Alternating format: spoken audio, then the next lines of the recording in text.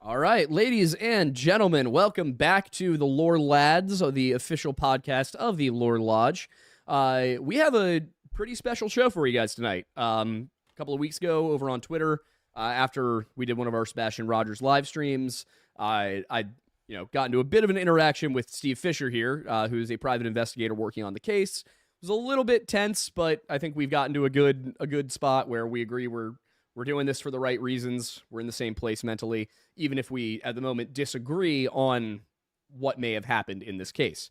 So, I think what I have been wondering this whole time is, where is the other side coming from in this? And I thought there's no better way to get to the bottom of that, no better way to understand some of the claims that have come out from you, Steve, than to sit here and have you on the show to ask you. So if you'd like to introduce yourself, I'll give you the floor.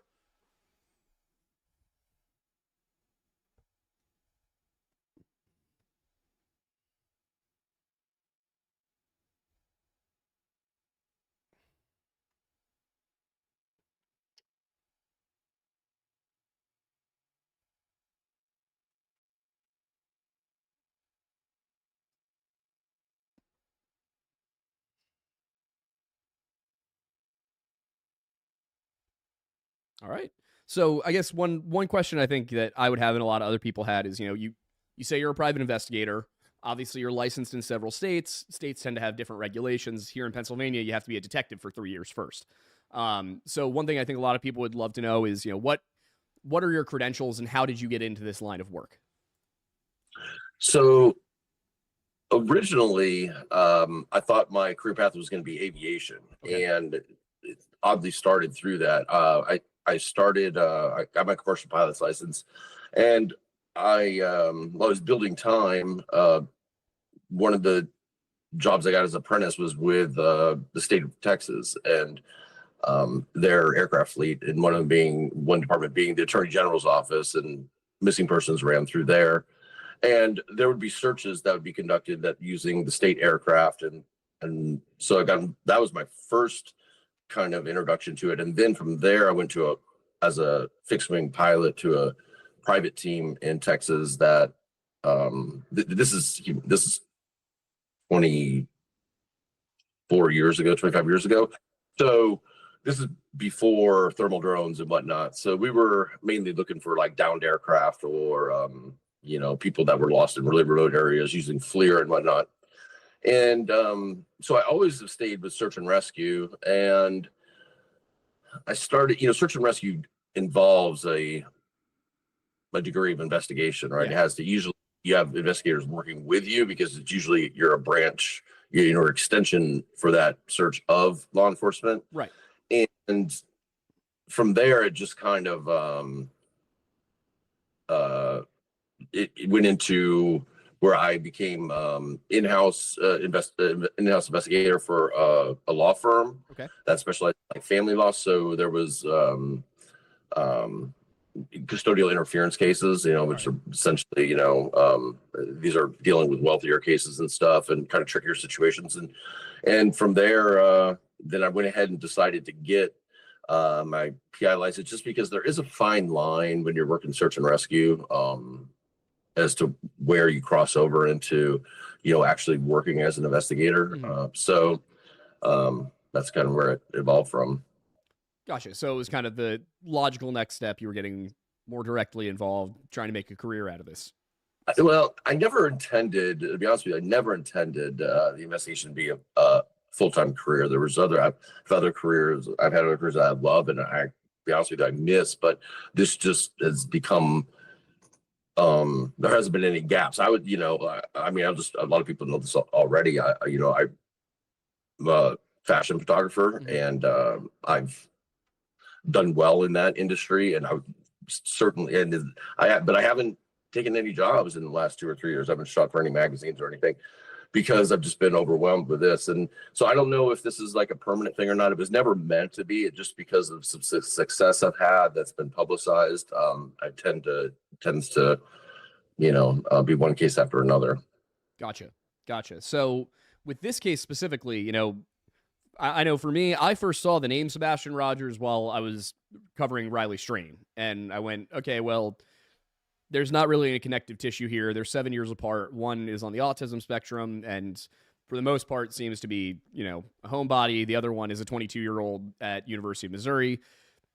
Different, one's rural, one's city. It just didn't seem to have connective tissue. So really quickly, to just give a little bit more background on that as well, we had been covering a following up series on the smiley face killers phenomenon, and so the reason why Riley Strain landed on our desk the reason why Riley Strain specifically landed on our desk that way was because he at the time that he went missing very much fit the profile that we had already done several videos on. So that was just another reason why that was the focus. Yeah. So we were looking for specifically this one kind of thing. I'm going to be straight up. I still think foul play seems like a strong possibility in Riley Strain's case as well. But so I saw the name Sebastian Rogers and I went, well, weird, but doesn't look like it's related. And it's also ongoing. You know, I don't want to get into this. I started covering Riley Strain only after they found him. So, because I don't like to get involved in ongoing cases for exactly the reason you might guess after the last 2 weeks. It's not my thing. I'm a historian. I'm not a missing person investigator on the ground. So for me, I was like, all right, not going to touch this. And then, as you know, I was contacted by somebody who asked me to look into it, and that's how I got started. So for you, you know, you're out in California, right? Yeah. So what was... Well, I live in California. Primarily you're out in California. So what was... What was it that brought you into this case in rural Tennessee? Riley Strain. I was Really? the investigator for the family on that case. Yeah. Oh, so you worked with the Strain family? Yes. Okay. Yeah. They brought me in. I was consulting with them while he was still missing, just as a search and rescue expert on potential areas to search, and we were I was working on calculating when he might surface if he was in the water based on water temps and his body weight and stuff, and where he might be. And it just so you know, I can hear you fine, but I don't know if it's on your end. The screen is going to your logo, and then when it goes back to you, it's frozen and back to your logo. But I can hear you fine.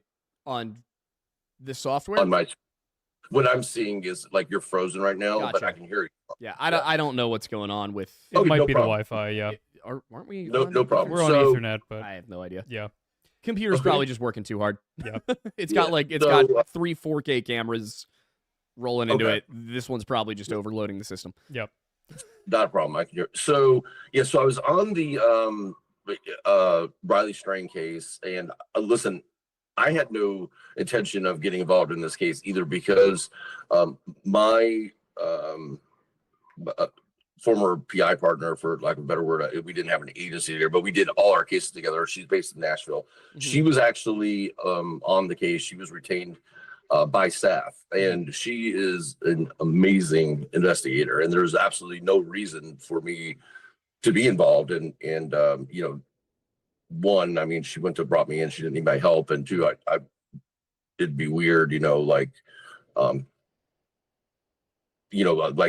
just wasn't an option. I wasn't going, I hadn't talked to Chris or anything. Right. But what I was doing, just as a civilian, is I was putting on my Twitter some based off search and rescue, theory and analysis and planning, areas that I thought were search grids that were smart to search for Sebastian, based on some decision point analysis and whatnot. And through that, I did get some calls from various people that were close to the investigation, including people in law enforcement, and I talked to them, and then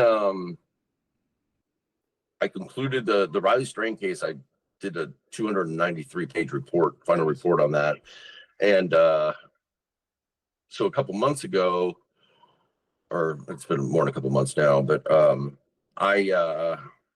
one time when I had come out on one of the trips to Nashville, because I was going back and forth, I went out to Hendersonville at like 5:30 in the morning just to see the area. I just wanted to see it, and I realized how different it was from what I had really imagined, and how kind of that that drone searching really wasn't a possibility in those conditions, because it's just so thick and everything out there, and it kind of changed things. And through that, I got in touch with Chris at one point, and Chris and I talked several times. He was very rightfully so. You know, I don't think he knows completely. He didn't know who to trust and whatnot. And we talked here and there. And then, you know, I met with him on one of my other trips out there. We met for, he had me in his house. He said, just come to the house and let's sit down and talk. And that's kind of how it started. He didn't hire me there. But we started talking more, and then you know, as I came back, and I also have 2 other open cases in East Tennessee of 2 females that are Holly Bobo Act missing persons under TBI. So I'm there quite a bit, and through that, it ended up getting to the point where they decided that they, you know, wanted to bring me on board. Gotcha. So when you say that you had spoken to law enforcement and just had some people, you know, reach out to you, were these Sumner County? Were these Nashville, TBI? It was people that were involved in the search and rescue, and they just had it was somebody that had a question about why some of my grids were going, and it just had to do with more of a search theory based on lost person behavior.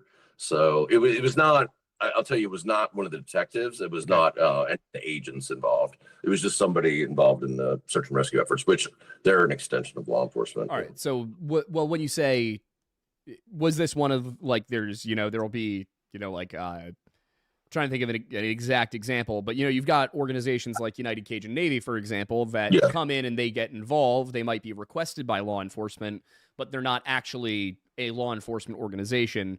Were the people you were talking to, were they like such and such county search and rescue? Yeah, they were with the official search and rescue. No, United Cajun Navy, just to be clear, I have nothing to do with. Oh, I know you don't have anything. I was just trying to go for an example of like a private organization versus a county one. Yeah, and I don't want to, you know, like, I don't want to build too much on that one because there's not much to it besides there was people like reaching out, I think, to various experts. I mean, there's other large search and rescue operators around the country that have commented on this case on Twitter and stuff like that, and I think they interact with those people. When it gets to be, you know, there was a lot of teams involved in this. I mean, and when it gets to be that big of an effort, and there's just nothing, like literally nothing to show for it, you know, it's you start reaching out to other teams, because all of our you know, those models that we make, we build them on lost person behavior models. Those are all made from these algorithms through that. It's a program that went through the Department of Justice, just like NCMEC is the division of that are based on all the old search and rescue, all the old missions going back as far as you can go, put into these databases, all these variables. And now we have the ability to go in and key in, you know, hey, we have a 15-year-old with autism. He's in this environment and this temperature. You know, this is this mental mindset. You know, it'll give us these unbelievably accurate models. You know, and it'll show that it'll give us 25, 50, and 75% probability lines. You know, of probability of detection and what those are. And in his case, I think it was 75% probability of detection within 3.6 miles, and it gives you how long the you know, like what the most likely scenario to find them in is, and that's something I tweeted the whole tactical report on that too. It wasn't like anything secretive or anything. Gotcha. All right, so that's I mean, that's all very helpful to know and understand. I just want to, you know, there's, like I said, there's been a lot of people claiming that you know, haven't even talked to law enforcement, or that these people don't know who you are, and then, you know, I see that and I'm like, all right, well, who knows what here, you know? So let me be clear on that. So although I have a very good working relationship with TBI in my other cases, and in this case, I'm not trying. So when I came into this case, I wish I knew the exact date. It's only been what, 3 months, 4 months. This case was. Law enforcement wanted nothing to do with anybody in this case. Right. You know what I mean? It was burned to the ground. They were like, we don't want any part of what's going on online. They're not, so they're shut down, and I don't try to communicate with them. I don't. So no. Am I working side by side with law enforcement in this case? No, and I'm not trying to either. I don't reach out to them. They don't reach out to me. They 100% know I'm there. We gave them formal indication, and they responded back, and they said he's welcome on the case, and that was it. So, but we have not tried to. I'm not trying to work like I do in some cases, and that goes case by case. It just depends, the flow of the case. But in this case, there's no reason for me to, right. Because it's too divided. If they worked with me, they know that Seth's people would just turn it into a whole PR stunt, and say, well, you're not working with us. And so to avoid that and not give them any drama, I don't need, we're just doing my own investigation. Gotcha. So I don't want to give the impression that I'm saying I'm working with law enforcement on this. I'm not. Got it. That definitely clears some of the stuff up. And I'm sure that a lot of this is just some of the more drama-oriented channels, like taking one thing that they think they understand and then blowing it out to this whole community who then repeats it. But so if you're not working with law enforcement, and it kind of became, it sounds like it was kind of an almost accidental thing that you ended up getting involved. Obviously you have, I don't mean to say that like it was completely by chance, but that like you weren't looking to get involved in this case. Yes, right. But so then you did, and you said you had some conversations with Chris Proudfoot, and then that you ended up going and sitting down with him. At what point, though, did this become an official working relationship? And what I mean by that is, I guess there would be two stages to that. There's, you're actually actively communicating with him and saying, hey, I'm helping you out, versus, he's paying you or somebody is paying you. Like when did that switch happen? Let me just pull up the retainer agreement so I can tell you exactly. Yeah, I guess the question would be when were you officially hired? Yeah, I'm trying to find it, so I can give you the exact answer. I'm trying to find the retainer agreement. It's I don't know. It'll take me 1 second here. Sebastian. It was. Oh, here we go. Opening. It's 11/14 of 24. Okay, so it was November of last year. Yeah. Gotcha. So that's the official date. Couple months. So who was paying you or is paying you? Well, I don't want to disclose that, but I'm retained. I'll tell you that Chris and Katie are the signers on the engagement letter and retainer agreement, and but it's on behalf of. I'm working on behalf of Sebastian. I am not. My client is Sebastian, and they're the guardians that have the ability to sign. One thing I want to make clear is that I've never ever worked for a defense attorney or a prosecutor. I'm boots on the ground. I find people. I'm more search and rescue than anything. But when I work, if I was to find any real evidence that Chris and Katie were involved, I would be the first one. I mean, I wouldn't hesitate for a second to contact TBI or whoever it may be. I'm not there to play defense or anything. I'm there to find Sebastian, and if they have anything involvement, then I'll make sure they're held accountable. I don't know what happened to Sebastian. I wish I could say I'm on the verge of cracking this case. I do not know. I don't know where he is, and I don't know what happened to him. And anything is on the table. So I'm not protecting them. All right. So that definitely leads me into where I was about to go. I do just want to clarify one thing really quick, which was, you said Chris and Katie are the ones, so they are officially employing you. You're just not disclosing who is funding it.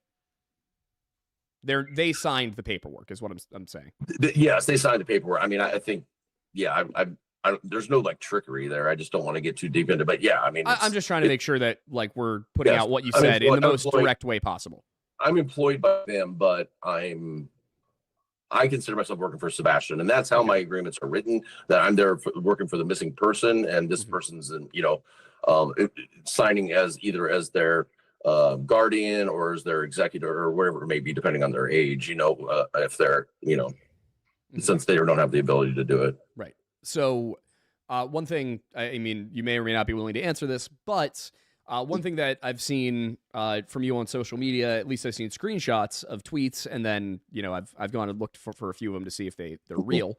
There's been some suggestions that you typically charge, I believe it was a $15,000 retainer fee and then $700 an hour. Is that correct? The $15,000 minimum is correct. The $700 an hour is not correct. So, everything I say gets taken seriously. So I get people, for instance, Bullhorn Betty. Yeah. she gets on and talks about how she follows me from case to case to case. So she gets on and talks about how, oh my God, how dare he charge family $2,000 and I'm like, listen, I don't charge. Don't put it out there that I charge $2,000 because then people are think I can be traveling around the country for a $2,000 retainer. I can't be doing that. I'm like, I'm much more expensive than that. And so sarcastically, like at one point, there was another guy giving me a hard time about this. And at one point I put in my bio, my hourly rate is $2 million per hour. Mm-hmm. And the guy took it literally and started sending it all around the internet. It's just, so some of the stuff is like, it's like, you can't deal with these people anymore. And it's like, yeah, if they're that ridiculous, I'll be that ridiculous. And so no, it's not. I will tell you my rates, my standard, rack rates are, probably average out. And I charge a daily rate. I'll just be honest with you. I don't do hourly. So okay. I charge because it's more, search based. So when I'm working on a day rate. So it's usually, about $2,200 a day. And then there might be it depends if we're bringing in thermal drones, underwater ROVs, because I own all that equipment. It can vary based on that too, mm-hmm. So, but we do have minimums because if I'm going across the country and bringing all this equipment and if other operators are coming in, then, but with that said, about 70% of my cases are pro bono. Mm-hmm. So the money that I do bring in, I've been fortunate to work in some cases where families have the ability to pay that. And then that funds some other cases, so because I've never done a GoFundMe or anything like that. Got it. But in this case, you are a paid investigator. I am. Okay, yeah, got it. I am, yeah.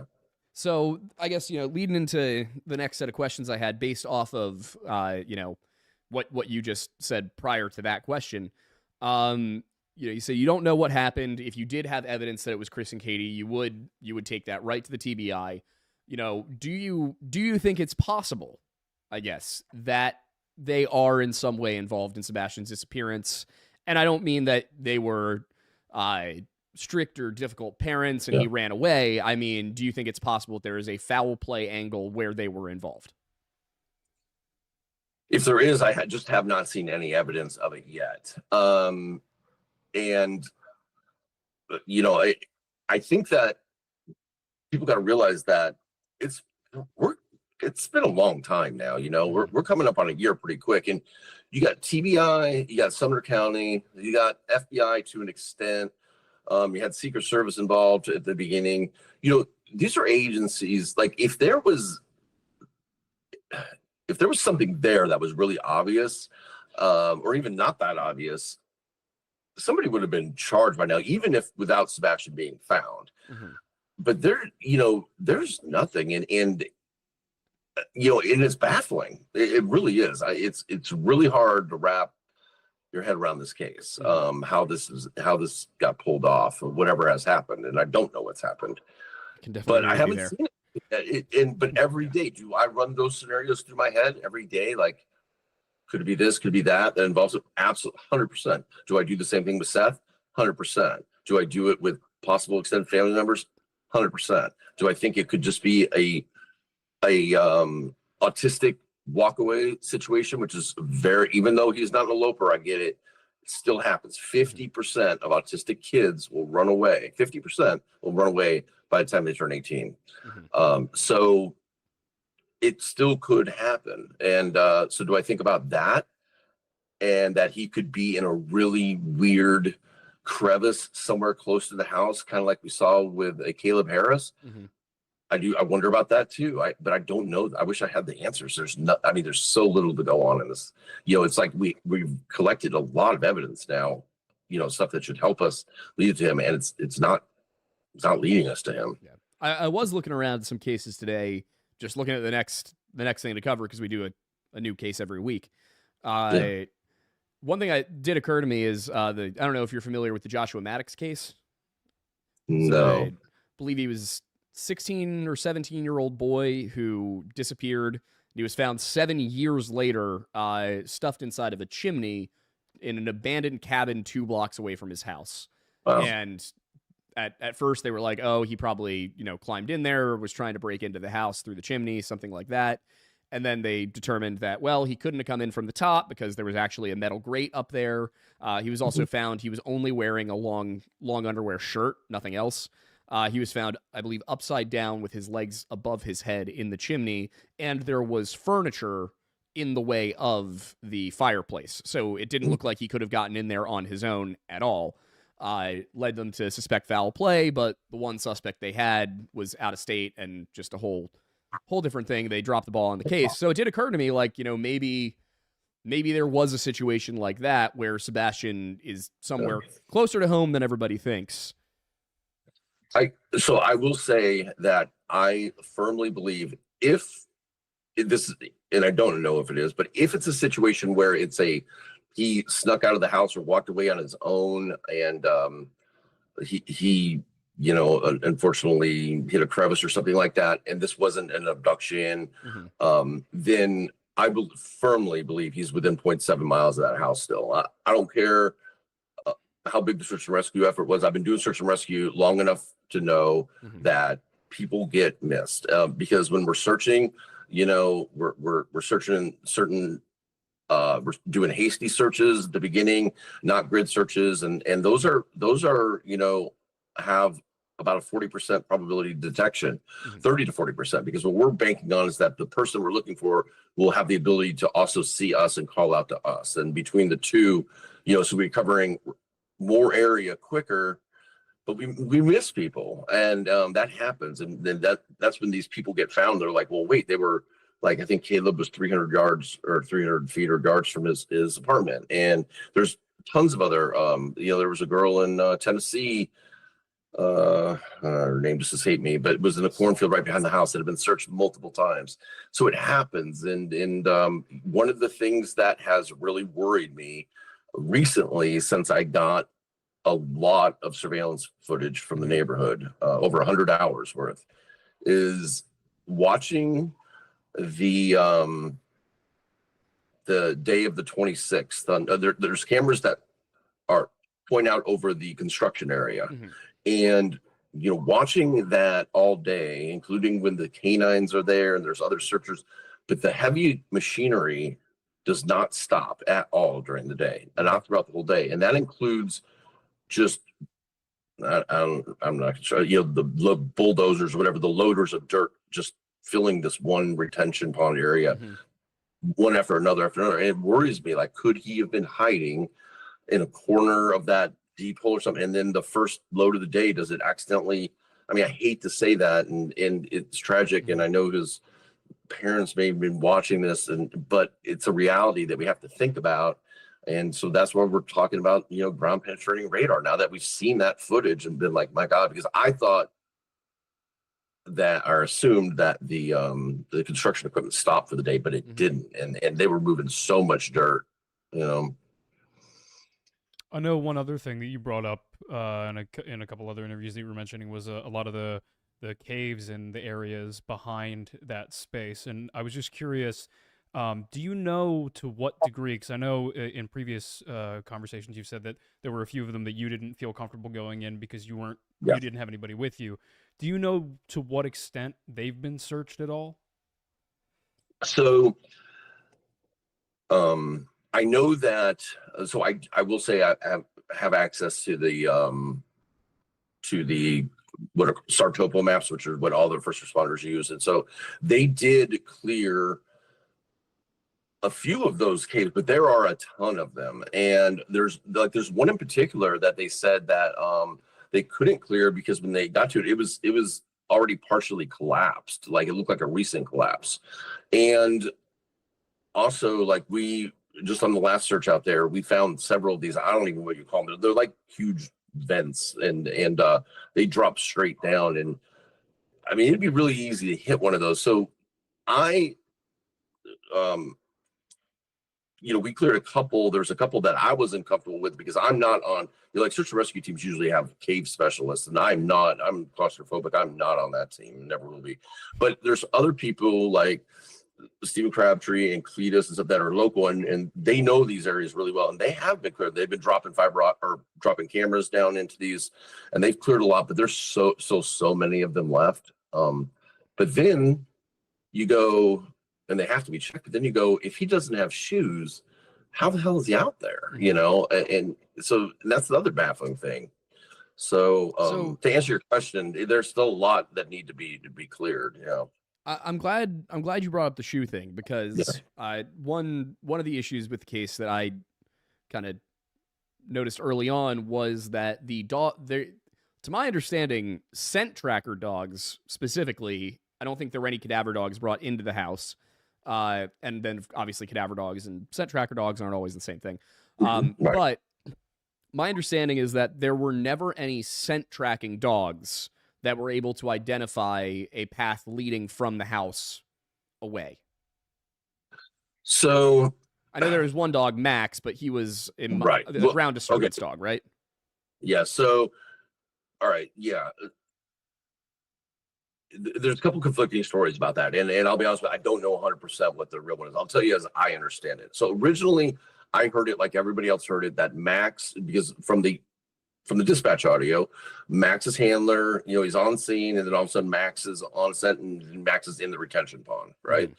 So, and then we had heard that, and I do know that there was a few dogs, and now these were scent specific dogs. Mm-hmm. So Max is not scent specific. Max is a, he'll pick even air scent dog. So he'll pick up anybody, he's just looking for the strongest scent. Now, scent specific, meaning they have taken a scent article from Sebastian. So a trained handler will go in there with a paper bag and collect a scent article, usually a pillowcase or underwear or socks or something. And then they'll scent the dog, and then the dog will, be dozed down, and as opposed to up in the air like an air scent. And we'll try and trail that. And so there was dogs that went out the front door to the left along the fence line.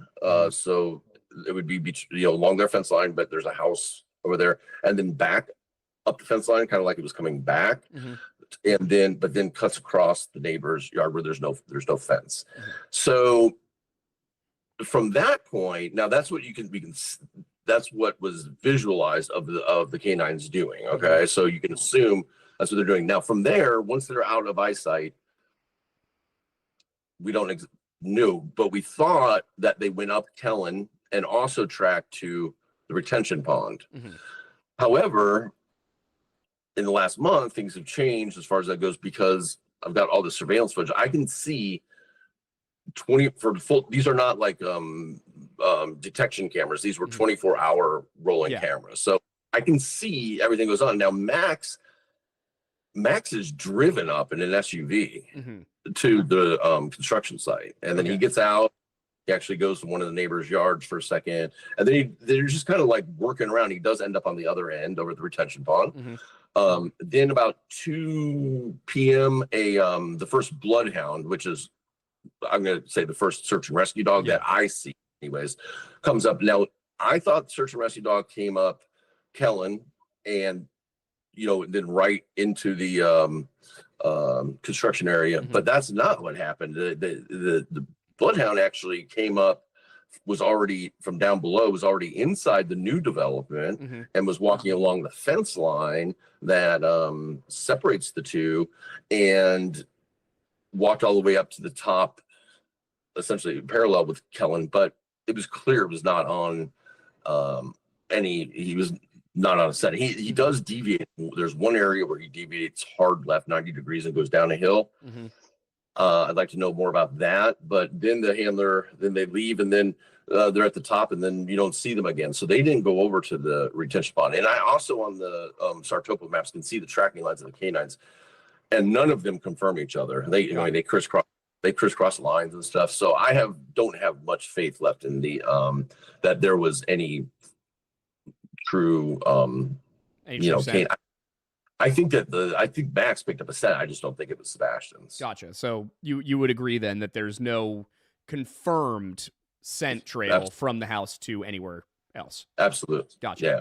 So, and I will, people that are, because I know there's a lot of confusion or a lot of talk about the canines. All the canines came from a separate area. None of them tracked the same thing. You could tell they were all looking for. So it was very disappointing, to be honest with you, because it was like, oh, they don't have anything. Right. So I guess the next logical question there would be, you've seen these camera angles. You said you had hundreds of hours of this surveillance footage. Over 100 hours. But did any of these cameras show the exits from the Proudfoot home? No. Sorry. Of that particular camera. I'm sorry. Yes. The particular camera we're talking about, the canine. No, I'm talking about just in general, like any of the angles. So there's a camera across the street, and there's also a camera right behind them. Right. So I do have now the one across the street. Those people didn't know how to export their footage, and so I sat down. So what they did is they didn't know how to export all their footage, so they went through and they took out clips of it, and they also took some screen grabs of things they thought was important after going back and forth and or after scrubbing through all the footage, because and I sat down with them for like 2 hours. What they said was that TBI, their footage was set to overwrite after 10 days, and nobody had come and collected their footage. They're right across the street. They're right across the street. By far away, the most important camera there is, by far. And they had come and seen a couple things, but they had not taken the footage. And so they went to the command center, the husband did, and he said, listen, take this footage, it's going to overwrite tonight, So they finally did take it, but they also they don't have the raw footage back. So they gave me what they have, and it's a lot, and it has all the because there's, even though it's continuous rolling, it does also pick up have detections with the tracking and stuff like that. So anytime a car comes in up and down that road, it picks it up. Anytime their lights at the Providence turn on, if they come, anybody comes in and out of the driveway at their place, whatever it may be, those are detected. And so I have that, and there's also a house behind. Right. So just to clarify really quickly, so they were able to get you the still images and the clips, but the TBI but the TBI was able to get the full footage. TBI has the actual not the hard drive. It was cloud based, but yeah, they have all the masters. Gotcha. Yeah. And can you see the front of the Proudfoot's property, the front door? Absolutely. Yeah. Okay. So from what you've seen, is there any point at which anybody appears to enter or exit the home from the footage you've seen? Well, yeah. I mean, keep in mind, it's footage from over a couple days. So yeah, definitely. Well, I guess the night in question then. That night, no. Well, they arrived home, and so I will say the one. Like I said, they went through and they checked all their footage and they took out what they saw, and they captured what they saw. But what they didn't get, and what they admit that they must have just missed, is when they heard that there was footage of Sebastian taking the trash out, the trash can out. That was news. They were surprised to hear that because they didn't see that. And so what the husband told me was, I was sitting with them at their dinner table. He said, he said, I didn't know if they were being real about that or not. And he's like, I went to the command center and I said, listen, I've given you all my footage and I'm just going to ask you one question. And he's like, but I really need to know this because this is my neighbor. And I just want to know for my own sanity, did you really see Sebastian on that footage or not? And they told him absolutely. And so I believe them, I don't think they're, and keep in mind, Seth and everybody has said that they agree. So, but I have not seen that. Just to be clear, I've not seen him taking the trash can out. There was some I can see, which is important to me, and I'm not going to get into the exact. There's going to be some things I can't say. I'm just going to tell you up front, but can't give out all the details for the integrity of the investigation. But there's times when you see, the lights go off or on or and whatnot. So that's all detectable. It's a very clear shot of the house. But so what I'm hearing though is that at the very least the TBI should have an angle on the entrances and exits of the home for the full 100%. the full night. They do, and they have the back of the house too. Got it. So that's incredibly interesting to me. Yeah, I mean, at the end of the day, like any question about somebody entering or exiting the home, it should be the TBI knows. answered by that. Yeah. Oh, 100%. No, they have all that for sure. Now, I will say too that just because they have the footage that would show the front door does not mean that with the lights off in the house that you would see the front door open. It is incredibly dark in the neighborhood. This is not a night vision camera. No. Got it. No. Well, it's set to auto. It was set to auto mode, so it wasn't detecting. So what it's set up for their front porch, okay, and they have lights like planter lights on their porch. I'm talking about the house across, it's shooting from. So it's lighting for that. It's not caring really about the Proudfoot's home, right? And so we tested this. The family there was nice enough to let us into their house and overtake their system and run tests and stuff. And we just had people walking out, and the FBI did this as well too, just so you guys know. But just walk out of the house and see if we could detect it on the monitor at all, and we couldn't. It's that dark in the neighborhood. Got it. So I guess then to be 100% sure, it sounds like from what you're saying, and would you be able to release any of that footage, any of those tests, just to put people's minds at ease about it? Be like, no, really, you can't tell. Like, even if it's just a quick video of somebody walking out of the home. Listen, I would have to ask, and I'll just be honest, because the way that the people have just trampled over the Prophets, they don't owe anybody any favors, and in this, and they don't care about like winning anybody's. At this point, they truly only, whether people believe it or not, they just want Sebastian found. And so I don't think they're gonna give anybody any favors like that. I'll ask, but I wouldn't count on it, to be honest with you. I mean, I would just put it this way, that there's a lot of people out there, from what I can tell, the majority of people are looking at them as suspects. Something like that, at the very least, would put people's minds at ease that they're not hiding something here. That, you really, if you look at that footage, you really can't see anybody coming out of that house, whether somebody is or not. I think that would probably help a lot of people to maybe get past another reason that they're suspicious.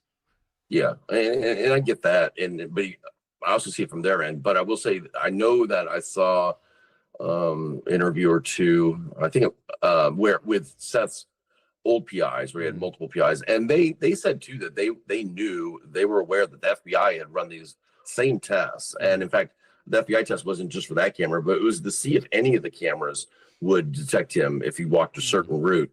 And in fact, I know when some of the PIs like were watching on when that was happening. So, I mean, I'll ask, but I can't. There's got to be some faith in the fact that FBI TBI, and I think they've probably sent this footage. I'm sure they've sent this footage to the FBI crime lab, which any agency is allowed to use for enhancement. And I think because it's an Amber Alert, if there was an image of him, I think they would have released something.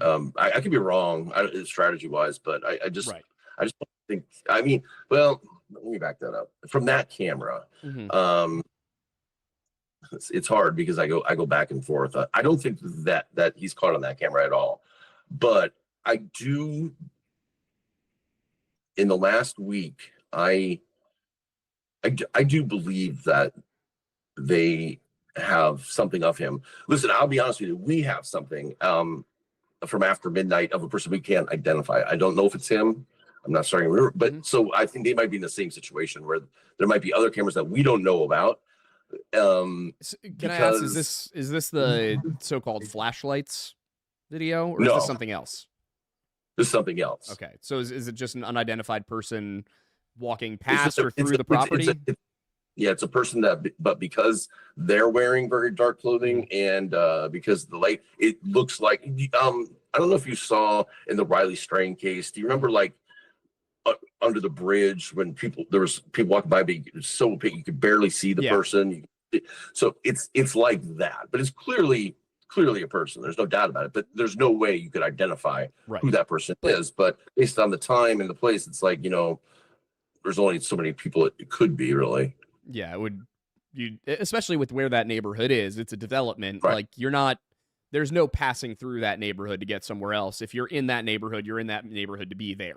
Yeah. So it would have to be you would expect it to be somebody who lives there, especially if they're out walking late at night. So well, the quick follow-up I have to that is, did you see any unusual or notable vehicles in any of the photos? I do want to get to that in just a second. There's just one last thing I wanted to clarify with this video you're talking about, which I assume if it becomes relevant for the public to know, you would release it, right?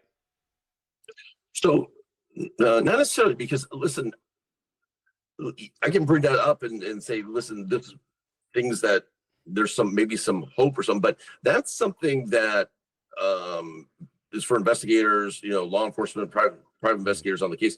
The public's not entitled to that. There's no reason to give that, because what happens is, look what happened look what happens whenever we release anything. They go to find out who these people are. They dox them. Look at the green herding person. I mean, geez, it puts that person's life in danger. So I can't do that. There's no way. I mean, there's been times when I've released footage when it's been good to release footage because it's like, hey, there's proof, and then people help. But then lately, this cast of characters in these cases, there is absolutely no way I'm going to let some of these people, be able to see that, because it puts the person in harm's way. So they'll be in that part of the neighborhood, knocking on people's doors, demanding things, Yeah, I don't. And just to be clear, I think that's not the way to go about things. Without a doubt. I mean, we've sat down and we've talked to parents of missing kids. We've talked to parents of murdered kids, and we've all. The goal is to be respectful about it. You start that conversation over in writing. You send them over something. Like, hey, I'd like to talk to you about this. Would you be available? And that's how we ended up talking with Tommy Booth's parents. Yep. Would never just go like, I can find where they live. I'm not just going to go knock on their door like, hey, can I ask you about your dead son? Yeah. There's a level of respect that's necessary in these kinds of situations, which is why we've avoided true crime for most of our content. Yeah. It just has such it so easily becomes drama content. That's not what you want. Yeah, exactly. So right before we get into I think the vehicles question is good, because I definitely want to know about that as well. This footage you do have that shows this person, are they walking? Is it like, are they walking along the street? Do they seem to be cutting through a backyard? Like, they come down a street. When I say down, I don't want people are going to think I'm talking downhill and stuff, but they come one way on the street, and then they pause for a while, and then they go back the way they came from, and then unfortunately there's like some they're on the street on the along the edge of the street, walking along with it, but then there's like some trees that kind of and then you lose them, and then there is other camera angles that but I can't see them. It's really frustrating. We don't see them again on any of the exits. So on the not exit, but on any of the reverse angles, and just. I mean, we have, myself and an analyst, been going over this, and I mean, we have spent day and night over and over. I mean, it's really frustrating, because it's just like, poof, they're gone, and we didn't even catch this person until maybe the fourth pass through. It's so faint, and we've enhanced it somewhere. It's a little bit more visible, but because there's actually another person that we've accounted for that's walking a dog, and so they're kind of like, kind of had our focus on there, but it looks like, but they're not with this person, because we've talked to the other person. So. Right. So I guess, the next question there will be the vehicles. There was obviously this thing about 2 flashlights outside. There was a garbage truck. There was the fact that the camera had the wrong timestamp on it. Like all of these different issues with some of these cameras that showed vehicles. There was, I guess, an Uber that came through the neighborhood. There was a red car that people are like, well, why won't you release what you know about these individuals? I see where you're coming from with the, well, I don't want to dox people thing. But at the same time, did any of these vehicles that you saw, did any of them stop by the Proudfoot house? Did any of them linger in the neighborhood? Like, was there any suspicious activity? No, they didn't. So, the Uber, the only reason that I showed the Uber clearly, well, there was a couple of reasons to show that. One, that it's been known about the Uber was there for a long time. And I think even the gentleman who got the Uber to go to the airport had put it on Facebook in the first day or two that he's like, oh, I had an Uber come at 3:30 in the morning. So that had been known. Mm-hmm. So I was a neighbor. Not a neighbor. It was somebody in the neighborhood. It was somebody on Kellen. Mm-hmm. So I wasn't afraid to put that out. However, the other vehicle, which I can listen. I know nobody wants to take my word for it, but I can promise you, the car is not foreign to the neighborhood.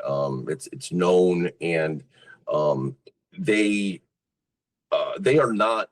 That's not known. If that person, I know people would try to find out who that is and whatnot, and they go after them. And this person, quite honestly, this person probably has no idea that people are trying to figure out what car that is and stuff. And it has nothing to do with anything. Unfortunately, keep in mind, we want to find the clue. So it's disappointing to us as well when none of these things are connecting. So you say that this vehicle is not foreign to the neighborhood. Are you then saying that the vehicle is commonly in the neighborhood but is not owned by someone in the neighborhood? That'd be fair to say. Okay. Yeah. Is this? It's think of it like. Do you know who the owner? Do you know who the owner of the vehicle is? Yes. Okay. Yeah. You were saying something. I don't want to cut you off. Think of it as like there's daily like people that come in Ubers and stuff like that, or Amazon deliveries or whatever it may be. But you have this you have the same type of person for the neighborhood. So it's a known person, but not necessarily a resident. So is this somebody with any known connection to the Proudfoot family? No. Okay. So not a family member, not a friend. All right. So I guess that's. Yeah. Is this somebody? Keep in mind, there's a construction site next door. There's a lot of work going on.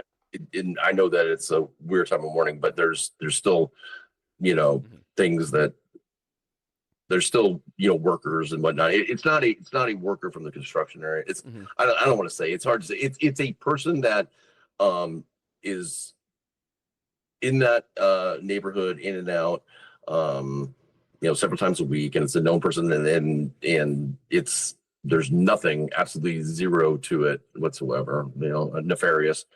Mm-hmm.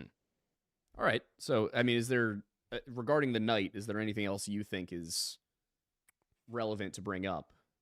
I think I know Seth said that the garbage truck issue was a non-issue as well. Yeah. Which part? Which issue? He had said at some point that he's seen the full footage from that that, like, the full angle, not the zoomed in one that the news got. It basically said that, like, it's not, that car doesn't seem to have anything to do with the home that evening. So there's still confusion about, as far as I'm concerned, I don't know why.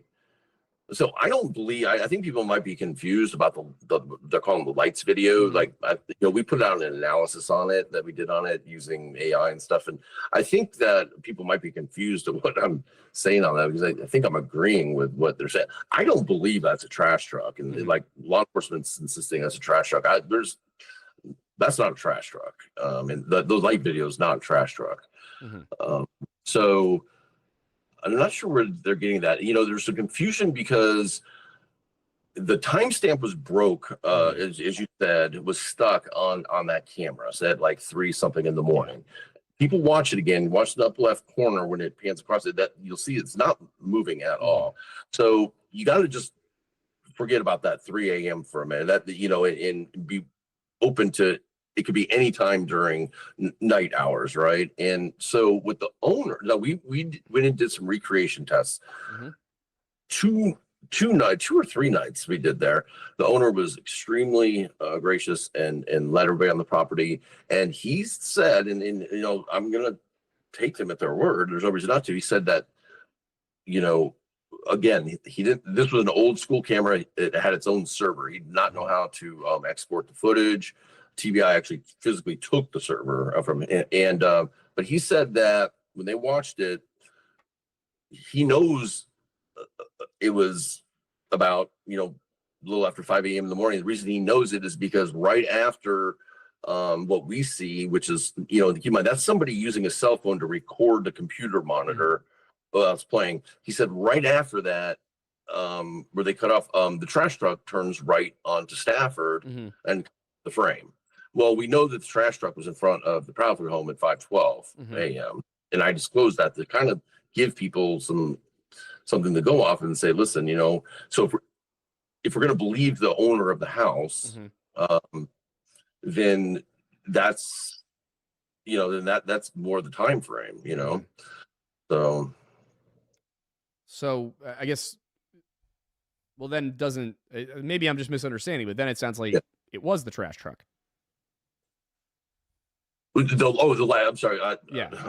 Because I explained, I thought this is how we started talking on first. So no, so the thing is that, so when we were doing those recreation tests, we had already done the analysis of the lights themselves based on that video. And that's basically just measuring every pixel and seeing, even though the person's recording it with a shaky hand, even if they're doing that, if there's like two mounted lights, like say on tail lights, they're going to stay the same distance from each other, no matter what's going on.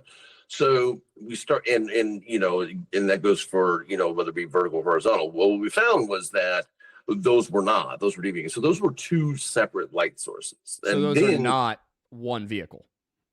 No, they're not. And so, and also the color temperature and the you know, AI being able to actually determine a shape based on what pixels were being used or not, didn't match up with taillights.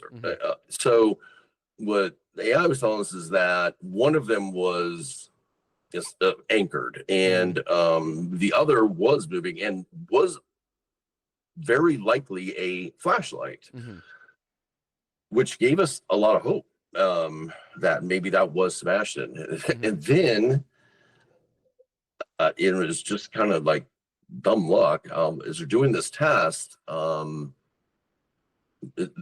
cameras are rolling, and a light starts moving across the monitor, and it's a guy taking his trash down and his trash can down from an elevated driveway. And I was not there, but the rest of the people went and talked to him, and he said that morning that he had forgotten to take his trash out, and he had heard the trash trucks, and with a flashlight took his garbage can, wheeled it down to the curb, and so that, we believe, can't say for certain, we believe that's much more likely. That's probably what that light is. But I definitely do not.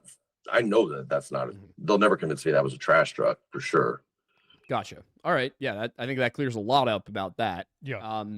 So, you know, I think where I'd like to go next with this, because I think that covers most of the questions I had about that evening that aren't related to the things the Proudfoots have said and Seth Rogers.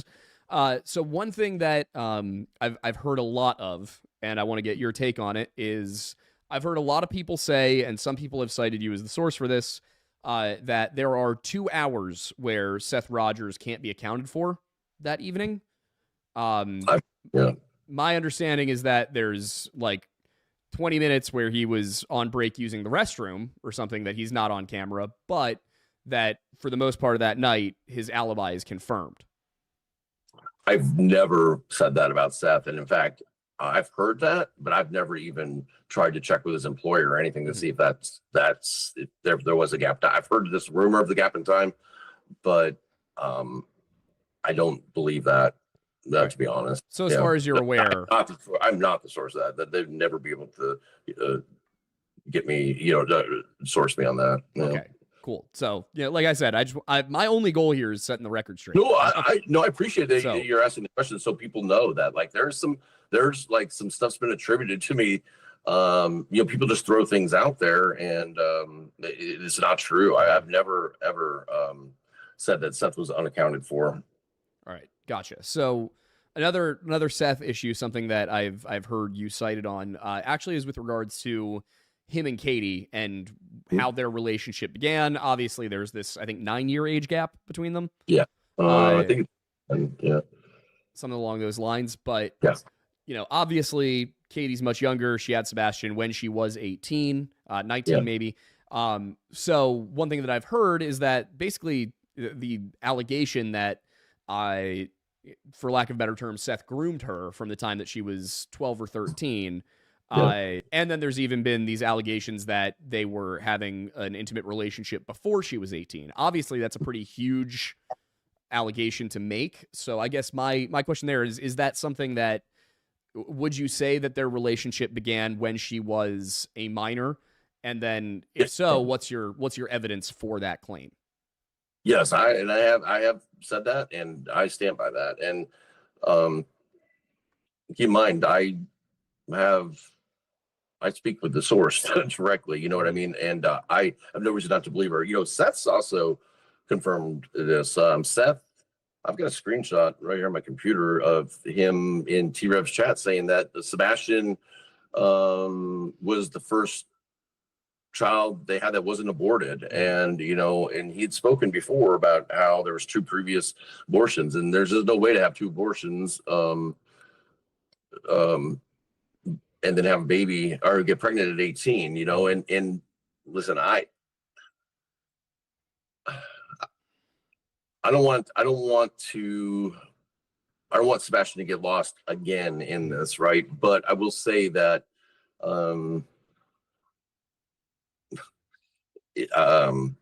listen, there was a relationship before she was 18. That's just the long and short of it. And if I don't know why he would go down that route, because he knows that can be proven. But I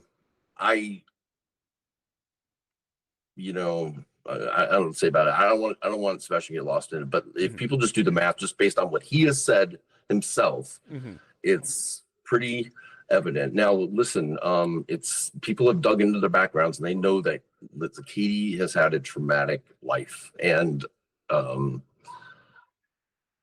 so that might have been her best option, sadly enough, and I don't want to say anything more than that, but he's not the angel, you know what I mean, that people are saying, and Katie's getting run over, and it just breaks my heart sometimes because people don't understand that, or people I think do understand, but they just don't seem to care, a lot of them, the truth of the situation.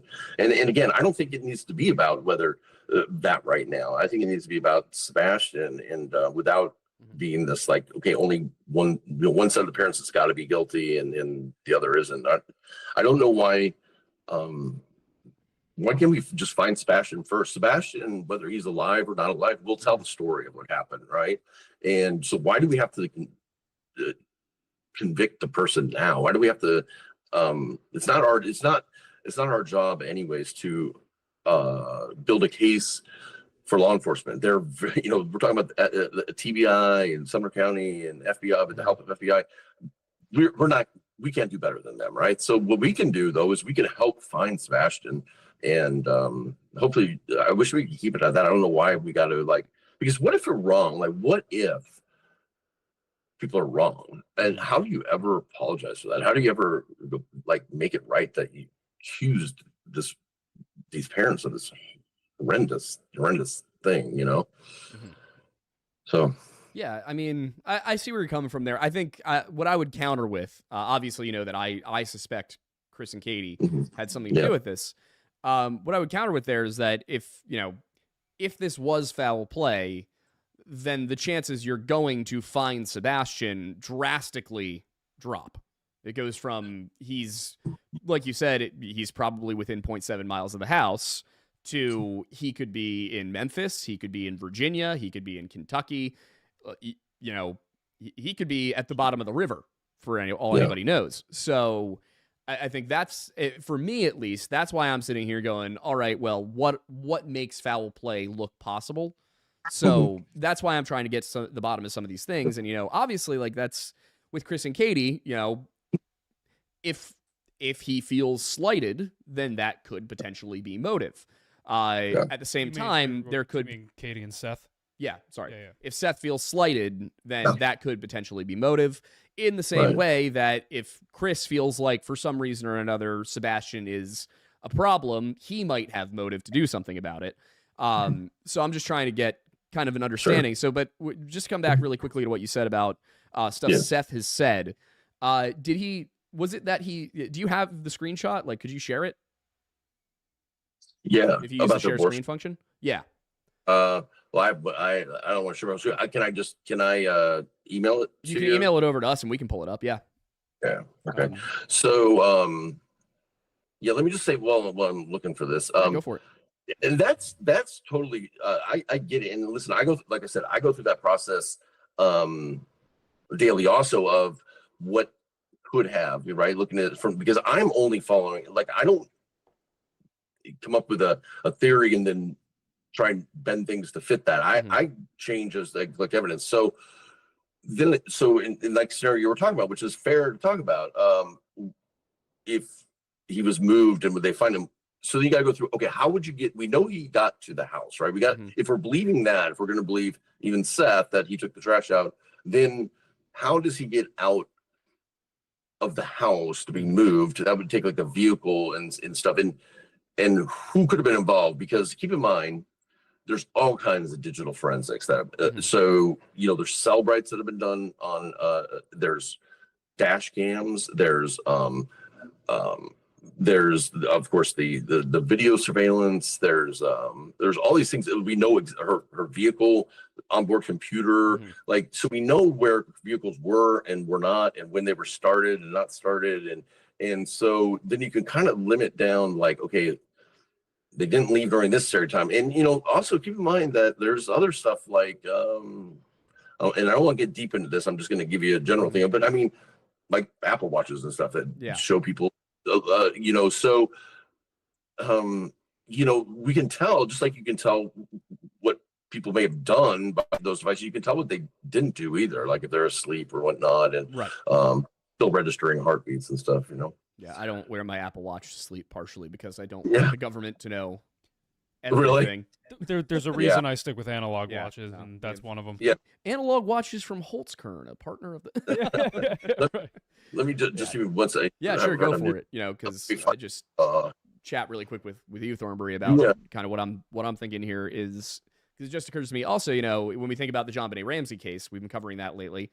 If you haven't seen our series on JonBenet Ramsey, all the first 4 parts are out. They're all in a playlist, very neat, very easy. We are doing this we're organizing this to follow the police investigation rather than to look at the sum total of what happened, what we know now, so that you can kind of understand how the investigation unfolded and why certain things happened the way they did. So that's, but what I'm thinking about with JonBenet here, 3 people searched that basement that morning after she was reported missing, after she was reported kidnapped. 3 people searched that basement. None of them find her. One even opens the door to the room that she's in and does not find her. And it makes me think, you know, what about that morning when Sebastian was reported missing? How exhaustive was the search of the Proudfoot home? Did they actually look to see if Sebastian... Did they clear every room of that house and ensure that Sebastian wasn't there? Because if not, that could complicate things. Yeah, and also, not only did they clear it, but, like, to what level of scrutiny did they clear it? Because, like you just said with JonBenet... Somebody opened a door to the room and she was in and didn't see her. So it took, you know, the 4th time, I think it was... 5th, technically. 5th, yeah. Well... Depending on what what you believe about John Ramsey's claims. Yeah. But, you know, it was more than 3 to actually find the individual in the room. So yeah, I mean, do you know the answer to that? Do you know how thorough it was? Yeah, I mean, I know that over multiple the canines were allowed in the house. I know there's been some rumor out there about them not letting canine in the house. That was a private handler. They didn't let it in the house. That was saying that she was deputized by TBI, but wasn't. And TBI was like, "Gee, has nothing to do with us." So that's the person spreading that. There was I think 12 canines over like 4 days and they came in the house and then I know TBI came out with a statement saying that the house itself was searched multiple times by agents also, not just canines. So what about the morning of? Yes, so the morning of, I know that they let's say the morning of the bloodhounds arrived at like I think they started about 2 p.m. So I think they got on the scene at like 1:30 or something like that.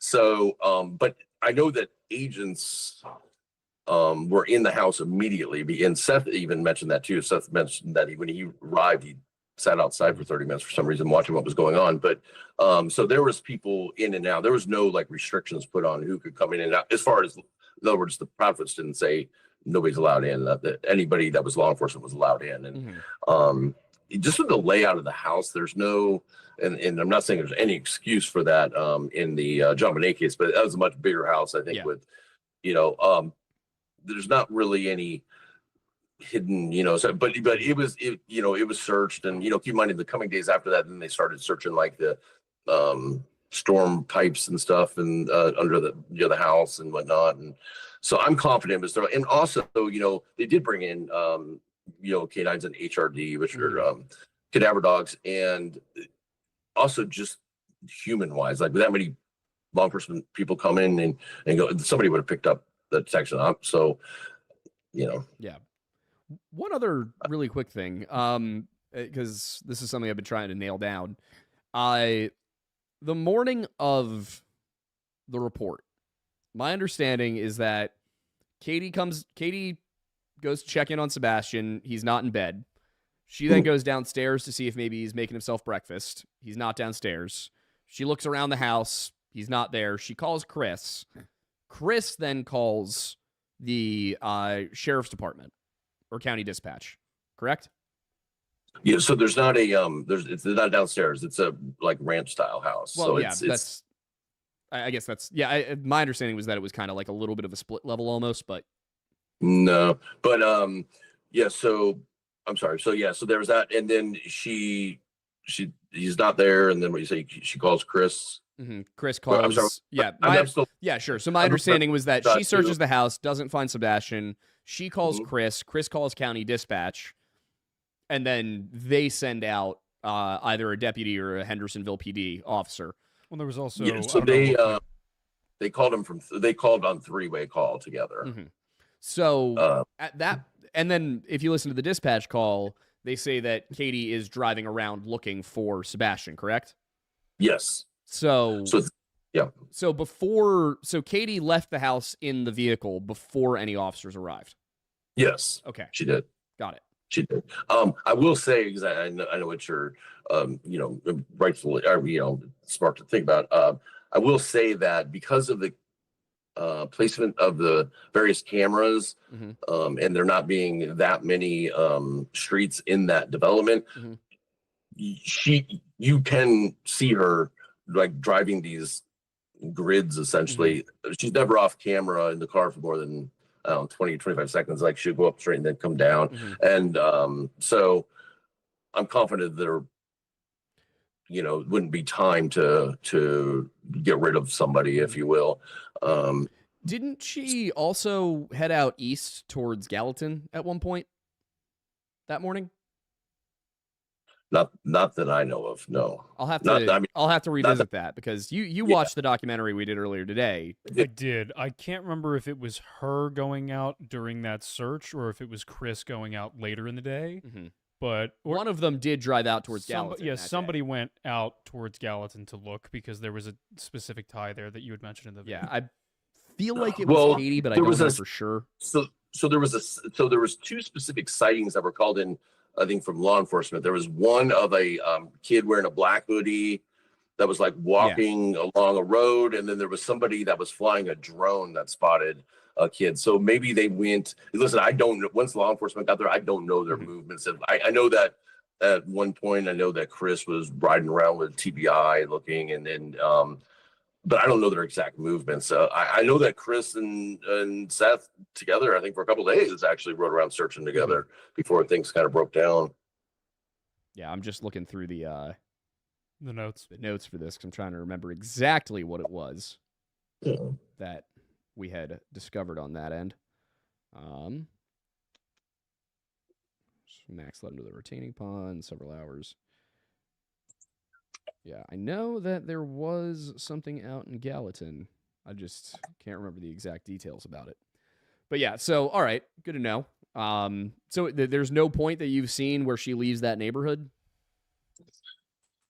Well, she I mean, it says, I think I don't see her on the camera over there, but I think she left to go over to the school, which is very nearby, 2 blocks, whatever, over. But other than that, no. Gotcha. So this is another whereabouts question that I think is important because it's definitely come up many times. And I struggled back when we started our coverage in July. Something that I was struggling to find a law enforcement source on, but I was able to find news media, private investigators. I think Seth's private investigator, Heather. Yeah, Heather. She had said that she confirmed Chris was in Memphis that entire night, but I was unable to find a law enforcement source confirming that. Has law enforcement established that Chris Proudfoot was in Memphis the whole night? Yes, and I mean, and that is something that, again, you're going to have to kind of have some trust in, because they're not going to come out and say it, but keep in mind that there's cameras. So the project he's working on is a multi-billion-dollar project, right? So there's cameras there. There's cameras at his campground where, because he stays in a trailer while he's at work. There's cameras there, and there's YouTubers that are watching this right now that know there's cameras there because they've been caught on those cameras and they know it, snooping around. And the owners of the campground area that have those cameras have confirmed they turned that over to the FBI, I believe it was FBI or TBI.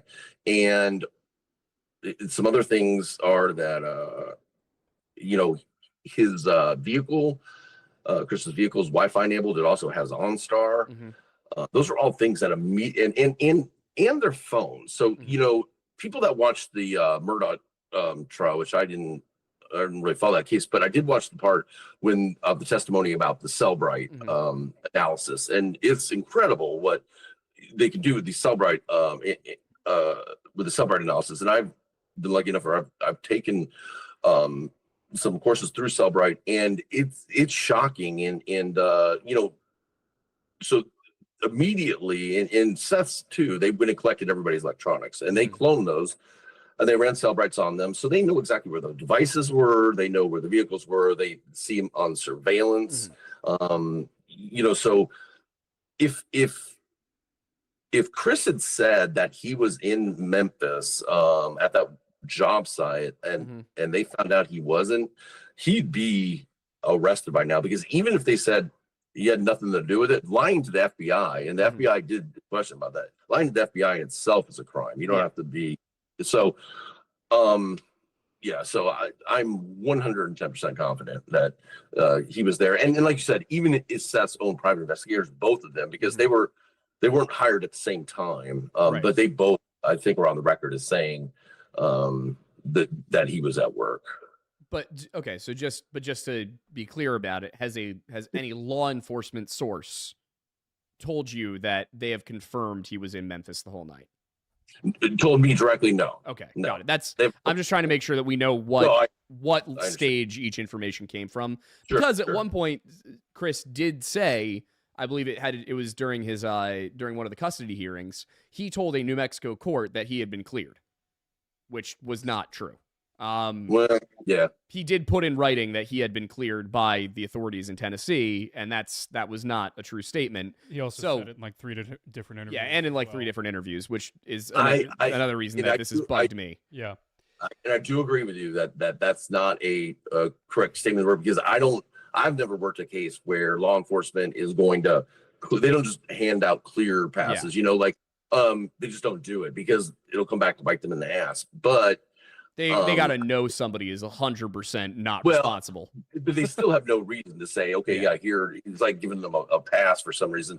So the only time I've only seen it happen one time in my career, and that was during the Kylie Rodney case, and that was because this minor was just getting absolutely dragged. And but in this case, it was probably just, keep in mind that everybody's brand new to this, right? They don't know that, and to use that word, Seth's mom even used that word about Chris and Katie. Said, hey, TBI said that they were clear. I think it's like TBI was saying, they're not persons of interest. Nobody's persons of interest, and I think that became clear. So yeah, it was not the right word to use if they got used, but so I agree with you, but yeah. So I guess, one of the other things I would want to go into just before we get to, I did want to take a few audience questions at least before the end of the show. But one thing I wanted to ask, is because obviously you and I have a disconnect at some level leading us to believe what we believe. You definitely have access to a lot more of the raw material than I do. I'm more looking at, and analyzing motives and things like that. Because that's usually what I'm ending up doing is I come into something that's been a cold case for 30 years and I go, all right, what could have been missed? Because obviously at the time, the investigators aren't going to know everything. And you might look back and go, well, how the hell did you miss this? And then you dig in and it's like, oh, there were several very good reasons that you missed this. So with this one thing I did was I was primarily going through and I was analyzing the statements made by Seth on his shows, made by Chris on his shows, Katie on the ones she went on. And what I would say eventually kind of broke things open for me, because I was looking for a motive. What I could not wrap my head around was I went through everything and I went, okay, it doesn't seem possible that Seth could have abducted Sebastian. I don't see any reason why he would. But what about Chris? What reason would there be for Chris or Katie to harm this child? I couldn't wrap my head around it. It was Nina Gomez who gave me something to look at.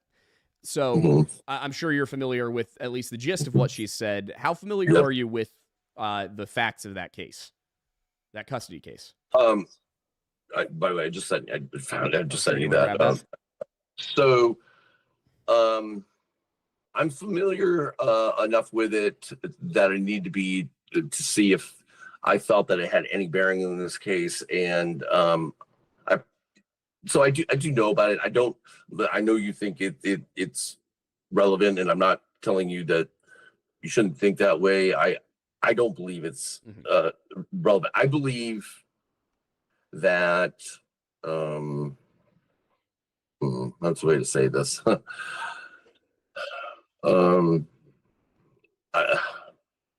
I don't see enough credibility in either story to use them, I guess, because listen, I understand that there can be some questions about Chris' behavior and that. I have a lot of questions about Nina's too. And I think we both know that listen, it's an ugly custody dispute, right?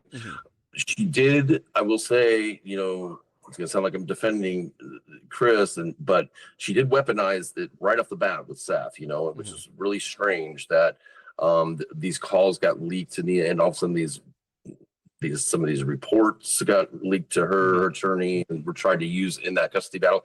So I just think there was some dirty pool going on, but I don't think, I thought about it a lot, and I still think about it. And I thought about it more after watching your documentary. I just don't think it plays in. I think it's something that looks like maybe there's a there, but there's not. It can be ruled out. No, I'm not ruling it. Like, everything's on the table right now. I'm not everything. I don't know where this kid is, and I don't know what happened, and I'm open to anything. I'm not closing mine up. I just think it should be done in a fair way. Sure. In other words, and I'm not talking about you. I'm talking about what I'm talking now is like to kind of like what's going on YouTube. And it's like, why are we, we don't have to convict anybody first. Like, let's find him. Let's put all this effort towards finding him. And then like, if he tells us a story that, yeah, something bad happened to him, listen, that'll be the next thing, then the next part of the investigation. But maybe he got overstimulated. Maybe he left for whatever reason. Listen, we have learned that he had left the house because they had no idea about. That was something new. They didn't think he was doing things like that. But we found out that that did happen at least a couple times, and so it kind of. Can you elaborate on that? Well, yeah, I will. So when I told you about the guy that was taking the trash down, we in the dispatch audio, there's a call that goes out there basically saying somebody a couple of houses up said that they had found him hiding under a car, under their car, I think they said the son's car at the time. Yeah. And again, this is an example of how things like language gets used and it's not exactly right. But so when we were running those tests, they didn't know the prophets didn't know anything about that. That was new to them. And it was never confirmed, and they couldn't figure out what that was. Well, we talked to this neighbor, and he said, yeah, that actually what happened was my son's girlfriend came out to go to her car, and she was startled by Sebastian. He was under her car, and he like came out and ran off. And he went over so then it startled the female, and the father, it'd be her boyfriend's father, walked over and knocked on the door, and but it was like 4 something in the afternoon, and Katie wasn't home yet. So Sebastian had gone back in the house and closed the door, and he didn't answer it. So it just kind of went on. It didn't happen again. So it kind of went unreported.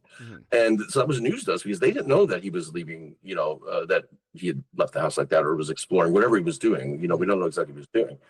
So, but that then got us thinking, okay, well, so maybe there is a possibility that, that there's things we don't know about. And did you ever come up with any explanation for why he was hiding under a car? No, it wasn't anything. I mean, from the way they described it, they didn't think it was anything like he was creeping or anything like that because they didn't call police. It was just kind of like he was hiding. I've heard Seth describe that he would hide under the bed. And listen, so I'm certified in autistic search and rescue. So, and I know your brother is on the spectrum too. And so it's a very wide spectrum, right? So for sure. I will say everything that Sebastian was described as, a lot of that did line up. It was very, very similar in a lot of ways. Yeah. But that's common that and Sebastian likes the hoodies and stuff because he always likes having, things wrapped around him and stuff. So, being in those confined spaces, that's not unusual, but outside of the house was something new to us, right? And we had not known that. We've gone all these months, and like that had not been shared. We had heard it on the scanner audio, but then again, it's like there's a lot of things that you're hearing all these rumors online about this and that, and so that we were able to confirm that, and then they kind of opened us up to maybe he did go outside. Maybe he went. When I first came on board, I asked Katie, I said, what is something that somebody could offer to Sebastian to lure him out of the house? Like, what could it be? Because, leaving the house after midnight in a very dark neighborhood is just kind of, it seems, I don't know, it's almost scary, right? And I said, what could somebody say to him to lure him out? And she said, or offer him, and she said friendship. He was that desperate to make friends, and he was having a super hard time at school because groups were not accepting of him, and because he went about things a little different way, right, in a unique way. And but they weren't accepting of him, and he was desperate for friends. And so who knows, like maybe he was out. That's why we had the question about, I know people are saying that I'm accusing neighbors of killing him because they had flashlights.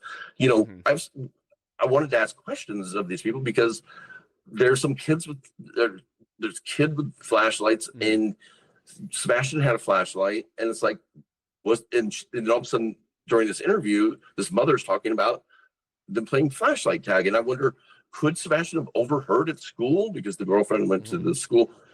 They were playing flashlight tag or something and tried to join in, because I know of an instance not long before he went missing at school where he went and tried to join in a game of, I don't know, catch or something, and they wouldn't accept him, but he would try. He would actually try to make friends. And so it makes me wonder, like, was he at that point where he was just like, I'm going to go try and join in? And could he have done direction challenge and gone the wrong way? Or could he have fallen down some weird crevice? Could have gone through a backyard? It hasn't been searched yet for some reason because somebody wouldn't let him on it. But who knows what it could be, Yeah. And I will admit, kids have done brutal things to each other for, no reason whatsoever. We covered a story last year of, might have actually been 2 years ago. Good God. Of a couple of young teenage girls who tried to murder their friend because they wanted to go live with Slender Man. So, like, I know that's just unbelievable. Kids can be unbelievably cruel for no reason. And to be clear, like, I don't think these kids. I mean, there was nothing nefarious. But when I brought it up, a couple of weeks ago, whenever it was, and it's gotten turned in something. Wasn't my question was because the mother wouldn't talk to me, was I just want to know, like, was there possibly a game going on that Sebastian could have overheard it was going on and been going to try and join in and maybe gone the wrong way or something? It would give us an idea then of, like, so. Okay. So I guess it's kind of hard to keep everything in one track at this point, but I did want to, there were a couple of more things that I just wanted to clarify really quickly, because I think that they could end up being relevant. Obviously, as you know, Sebastian hiding under a car in the neighborhood, these potential times that he had maybe sort of run away a little bit, but then come home. Have you considered the possibility that it had to do with Seth's method of, correcting Sebastian's behavior, to put it one way? Because we have, sorry, not Seth, Chris. I keep mixing the two of them up. But, I guess, the question here would be, do you know, are you, I'm trying to think of the way to put this, because it's something that I struggled with, something that rang alarm bells for me, was that in one interview with, I believe it was Nancy Grace, but I could be getting this wrong. One of the interviews, Chris said that he had hit Sebastian with a belt once, and that CPS had been called once. Then in an interview with Smiley Stories World, I think 5 days prior, he had actually referenced you can tell based on the context of what he's saying, and you probably saw this in our series. Yeah. He told Smiley Stories World a different story about a different time that this had happened. So that would, suggest that there were multiple times that Chris was doing something that caused Sebastian to go and report it, and then CPS got called to the house at least twice. It bugged me that Chris lied about that. That Chris said it was only once in the one interview, but he clearly was describing a different instance in the other interview. And then, of course, in the New Mexico court records, we have that he was ordered to take, I'm going to get the exact terminology, 12 hours of high conflict behavioral skill training and 24 hours of parenting skills courses. And this was with regards to his daughter, Faith. So, I mean, that was one thing that rang alarm bells for me, is it seems like there is a pattern, and at this point, a pattern that a court has recognized of Chris maybe not handling high conflict parenting situations well. Do you think that could have played into anything? Well, okay, so let me talk about the Tennessee situation. So these instances of these CPS records originally was thrown out there as 3 reports, and now it's gone to 5, and it's. I'm just saying 2. No, I just want to, because I think it's important to get to it. So, all right. with CPS, you cannot, as I think nobody can see those records, right? Yeah. Nobody's allowed to see them. They can only be got by the attorney of a parent, and they can't disclose what it is. So it's really easy to say this happened because nobody can ever fact check it. Now I know what you're talking about with the when he says this the same caseworker. Mm-hmm. You're talking about that, right? The same caseworker came out. Okay, so because there's other ways of finding out about some of these. So that caseworker, yes, it was the same caseworker, but that was the first instance, had nothing to do with any punishment or anything. It had to do with they had moved to Tennessee, mm-hmm. and there was a Seth disclosed what happened. I'm not going to get into Sebastian's personal trauma. I'm just not going to get into it. But there was there's detectives assigned to that. It was reported to the police immediately. There's a whole investigation. There's detectives assigned. That was simply they had moved to Tennessee, and that person came out because of what had happened in that instance. Then the incident you're talking about. So when he said, "Oh, it's the same lady," she wasn't there for 2 times of him hitting Sebastian with the belt. It was the first one was just, and I can tell you, there was no follow up. I mean, I get the people are against it.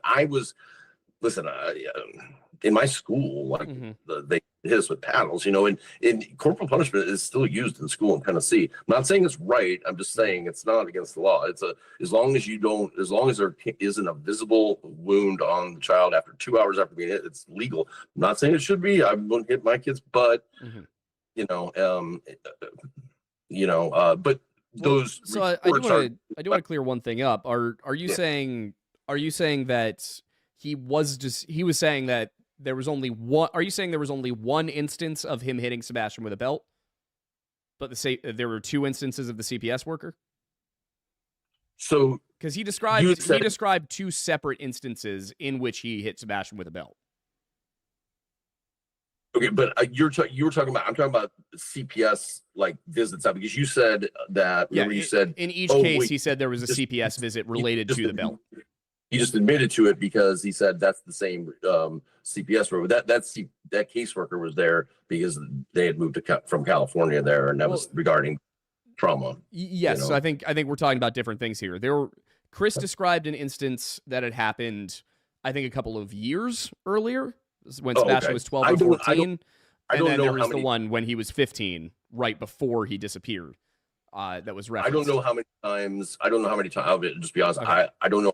Times he has hit Sebastian with the belt or scolded him, whatever you want to call it. I know, and I'm confident. Well, I shouldn't say I know. I'm confident, very confident that there's been no CPS cases charged because the parents would know if they were right, and they haven't been visited about multiple instances. So has he hit him? I don't know. I don't know. I know. Listen, I'm not trying to play tit for tat, but I think you probably saw the San Diego records too, right, with the neck and everything. So yes, but I mean there was no.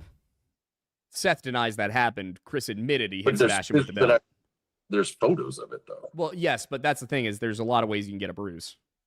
I mean, I'm just looking at it I'm trying to look at the. That's fine, but how do we know that?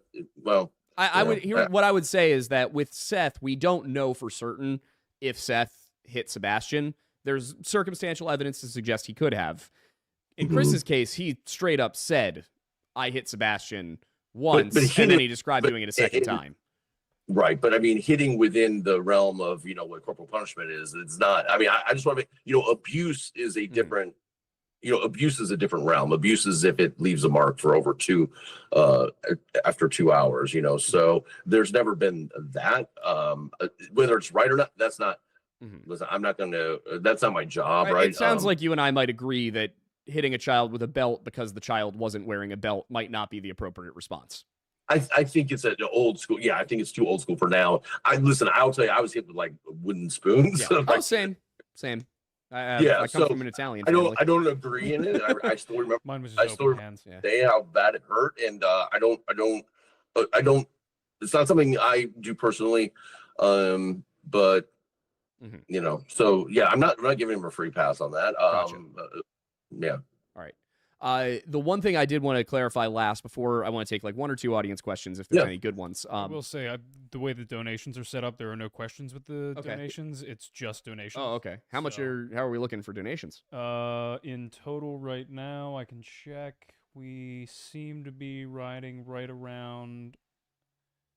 You probably have to look at the actual stream on YouTube. If you want to pull it up. I can pull that up, but it's looking like several hundred so far. But so I just really quickly wanted to, because this was something that I was looking at, just wanted to bring this back. I know we're trying to keep it about Sebastian and not, dig up the old dirt, but regarding, because I think this is important, and we're gonna have Seth and Tony on, and I'm gonna ask them a number of the same questions, just be like, hey, can you explain this from your side?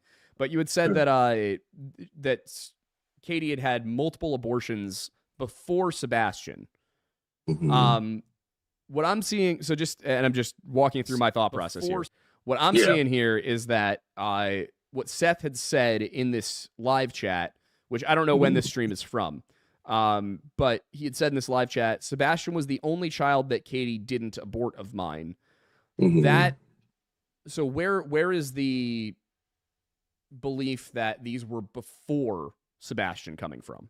So one, keep in mind that I'm, of course, talking with, not talking with, I'm retained by a person, but that's very biased. Now, there's other, and I don't have them readily accessible, but there was another instance where, he's talked about this a few times. He talked about, I believe, and I don't, I don't know if it's in a private thing now, but he talked about how the middle names, the Wayne Drake, were like names he wanted to were they planned to use for the two before that were aborted, and so and there was some other. Listen, I think there's other people that know where these screenshots are, and I'm sure that they'll get sent to me. But I'm very confident. There's other proof, right? They moved out of state. When she was a minor, because he was worried about the law. So, they went to Virginia and I think Georgia, and but the thing is, like, I think it's important to see that there is this this behavior, this. I don't know. Let's say she was 18. I still think that's weird. Like he's still a bit of a weird age gap. Very clearly said on one of the shows that he said, I told her I was going to marry her when she was 12. It's like, that's just creepy. Wasn't he engaged at that time? I don't know. I don't even want to say that, but I don't know. But he kept his word. He kept, and that is, listen, that's great. There is no reason for a 22-year-old to be hanging out with a 12-year-old. There's just not. And then to continue to hang. My understanding was that she was employed by the family at 12 as a babysitter. By the family. So there is there is a family. Yeah, there's another babysitter too, but I don't want to get into all that. I see where you're coming from. This is all stuff I plan to ask Seth and Tony directly as well, so they'll be able to give me their side. And then, and the thing is, I'm not trying to listen. That's not my fight to get into. I do think when there's some things being said, I don't think it's right for Seth has come out and changed his tune for a reason and started saying it was murder and she's responsible, and it just seemed like there was an agenda, and I just thought it was important for people to realize that he has just manipulated her and through the years, and just see both sides of the story, I guess. Okay. Yeah. So I'll get his side, and then we can always, but you and I can discuss this at length through email. So the last thing I would ask before we go into anything else is, one thing there's been some hullabaloo about is, for example, Nina Gomez says that she was under the impression that there were cameras inside of the Proudfoot home, but if you look at the interviews they did, they won't really answer the question. Katie and Chris, they keep avoiding it. I think later on they said that there weren't cameras, but early in the case, they were cagey. They wouldn't say where there were and weren't cameras. When you were invited into the home, did you see any cameras? Now there is this. So like I said, remember I said that the first time I met with him, I was an employee, he had me in the house.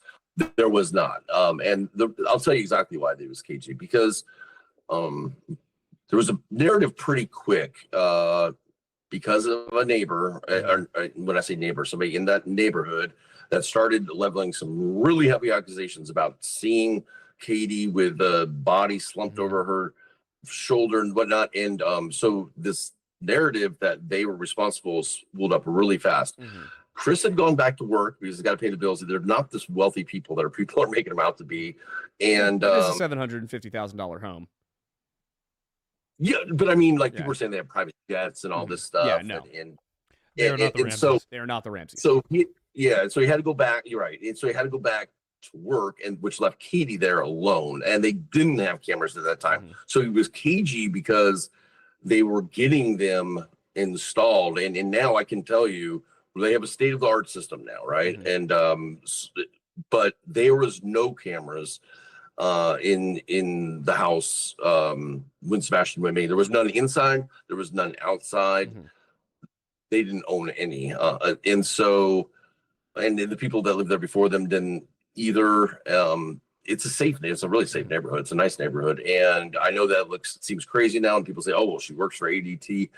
I think Brink's not ADT. I'm sorry, whatever it was. Yeah, this and we have ADT out here, so I was ADT. But so that's why he was like that, because he didn't want people to know they definitely didn't have cameras, because he's worried about her safety, right? And so now, yes, there's a lot of cameras, but they did not, I can say 100%, and they did not have cameras. And if they did, I mean, I think we would have heard that from law enforcement, I know. Yeah. There was one last thing. Oh, yeah. Because this just came to be while you were talking. Just because it's a rumor I've seen. I haven't corroborated it. I want to just get your side of it. I've seen people saying that one thing I've seen people saying is that Chris actually was in Hendersonville that Saturday, I believe, or potentially even Sunday, and also, but that he wasn't at that house, that he was like at a poker game or something. The other one I've seen is that Chris was not actually allowed to be at the home when Sebastian was there. Oh no, I've never heard that before. No, last time he was. He had told an interviewer it was like the first weekend of February was the last time he was there. I think it was. I mean, I could be. I'm pretty sure it was the second, and it was. Well, I'll tell you exactly. I'm pretty sure it was the second, but it was the day that it was the last time he saw Sebastian too, because Seth was there, right, picking up Sebastian. So I don't know if the second falls. That probably would have been on a Friday, I imagine. But Seth would know too. But that's the last time he was in Hendersonville. Okay, so he was not in Hendersonville that weekend. Last time he made a trip from from Memphis or anywhere to back home. So yeah. Okay, got it. Do we have any audience questions? None off the bat.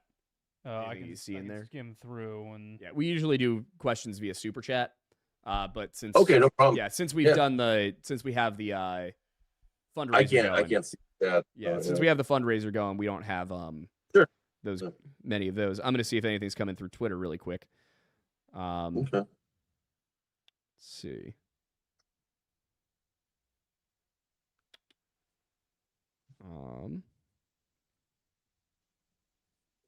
Somebody is saying, I'm trying to figure out what this is about. Somebody said that you did not reach out to a Tennessee number that Riley contacted mere hours before he went missing, but they did, and an employee for CNN was the... Yeah, it's kind of hard to read what this is saying. I'm very confused. I can't see the screen. Yeah, no, I'm reading it off my phone. I'm just trying to understand this. Because I don't believe you said that you had reached out to it. It's kind of hard to understand what this is about. It looks like you actually responded to it. So I will say one of the difficulties with some of the chats here is that a number of them are not directly relevant to the conversation we've been having. A lot of them are about external conversations. So, yeah, I guess just in terms of people who are watching, if you have any directly relevant questions, feel free to chat them. I'll take a look. But what were you going to say? I was just saying there, to build on that point, any case I go to, I have this group of people that love to go and stir things up. So I'm sure they're bringing up the Kylie Rodney case. I'm sure they're bringing up Riley Strain. I'm sure they're bringing up. I'm focused on this one. Yeah, I know. I'm just saying that's where the noise is coming from. So they don't have anything else to do. I'm sure that there's going to be plenty of people who are mad at both of us after this conversation. Oh yeah, yeah. But like I said from the very beginning, I didn't want this to be adversarial. I didn't want this to be a gotcha kind of thing. The goal here really was. I think this has been a great. I know that this has gone to at least get some information. So now they can go, and if they want it, they feel like they need to fact check it. At least gives you at least on the record. You know what I mean? And I think it's been great. And you guys have been totally fair. And I'm not trying to tell everybody you're not entitled to your opinions. And I'm not saying that you're wrong. I don't know what happened to Sebastian. Right. I don't know where he is. I don't know what happened. You could very well be right. I'm just saying as an investigator, I can only try and collect all the dots and then connect them once I got them all. So I don't know. You very well could be right. I'm not saying, I'm just saying there's some evidence that I've seen that there's pieces I think that aren't right, but I can't say 100%. All right. Yeah, I think that's a pretty fair position to take on it. I think one of the prevailing kind of understandings I feel like has been this idea that you're trying to run cover for the Proudfoots. Like I said, you and I have an honest disagreement regarding this. I think I don't know how familiar you are with the John Benet Ramsey case, but the kind of the relationship that Thomas and Smith had. I see kind of a similar thing there where, I'm seeing things one way, you're seeing things another way, and the evidence will lead where it leads. So that's, I can respect that. I'm in this business to help people, the people that need to be found and people that don't have a voice. I'm not here to protect people that take advantage of other people or do horrible things. I've decided to dedicate my life to those people that need that help, and I would never, if I found out Chris and Katie or Seth or anybody did, if I found out somebody did something to Sebastian, I will go at them so hard. But until then, until I have that proof, there's no reason to put somebody through that anguish, because if we're wrong, my God, I don't want to ruin somebody's life, you know? Yeah, I can respect that. I can respect where you're coming from here. I do have one question, unless anything's come through. This one, I mean, if you want to keep looking, but yeah, I've been scrolling. One big, because I see there's a couple of members only ones that came through. I don't know what those are about. Or are they just people becoming members? Okay. Donations. Well, thank you. But the just not Sebastian at all. You looked into Riley Strain. You wrote a 293-page report. With that one, do you think it was really an accident? Yeah, and the reason is that was a case too where, so one thing where I really disagree with law enforcement tactics is where they keep everything so quiet, right? And there's a good example for me, because everybody thought that it was this super mystery and stuff, but really there was, in that case, I've got 145 hours of surveillance. So from the time Riley left that hotel that night with his fraternity brothers and everything, I have footage of him covered in every step he takes in all three of the bars. I could watch him. I can see exactly what happened.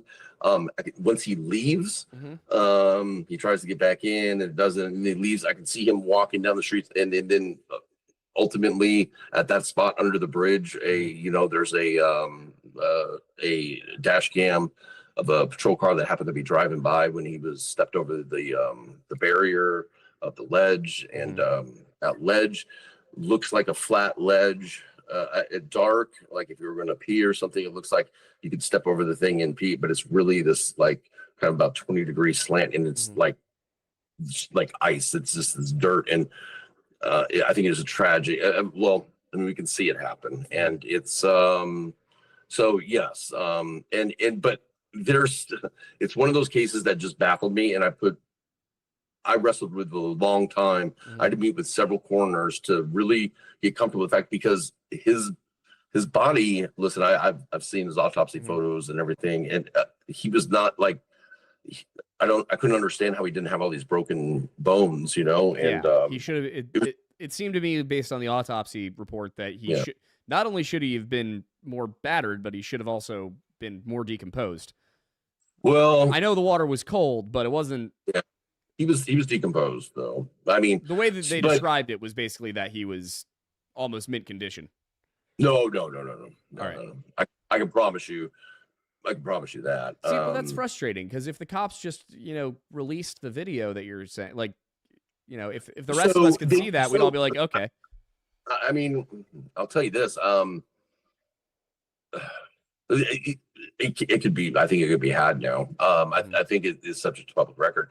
What they're doing in Nashville. This isn't for this case, but in Nashville, for dash cam footage, the public requests are taking like 14 months or something, because they have to redact them. So I do think that's from the time the investigation closed. It will come out now. Let me tell you. So how we were talking about in this case, how we're talking about that figure that we see on the surveillance, but it's like really this opaque. It's kind of that like. You can just see like pixels moving type of thing.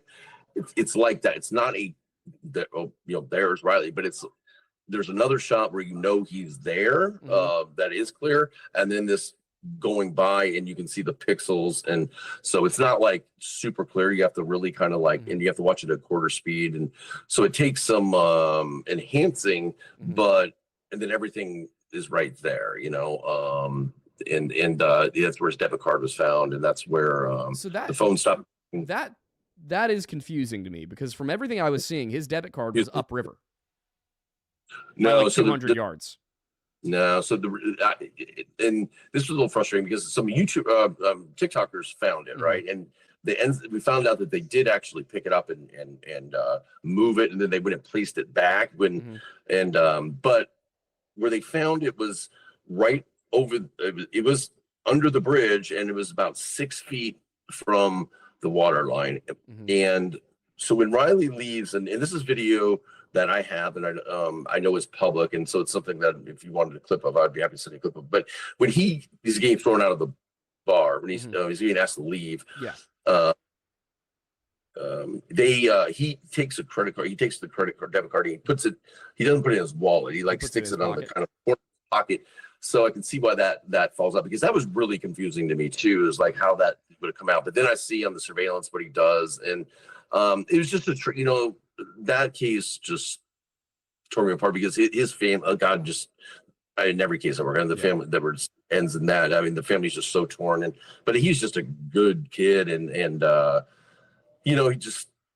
But one thing I want to say, just because we talked about the other big misconception on that, and I feel horrible about, is the fraternity brothers got a really bad rap on that, because they were out and they had no idea that he had been thrown out. And then when they found out, they tried to catch up with him, but they couldn't. By 1 o'clock in the morning, they're all drunk, but by 1 o'clock in the morning, they're out there forming a search party looking for him in the rain. So they didn't blow him off like was told. They really did. They were looking for him. They were smart to use Snapchat for that too. Yeah, because and the Snapchat kind of threw us off as well, because the Snapchat showed him on the way that road kind of split Gate Street. It showed him actually more like he was up on the top level, but then luckily he also had Life 360. So was there any relevant footage from the government buildings that were on the other side of the bridge? So they had 4 cameras on that, and it was relevant that we knew.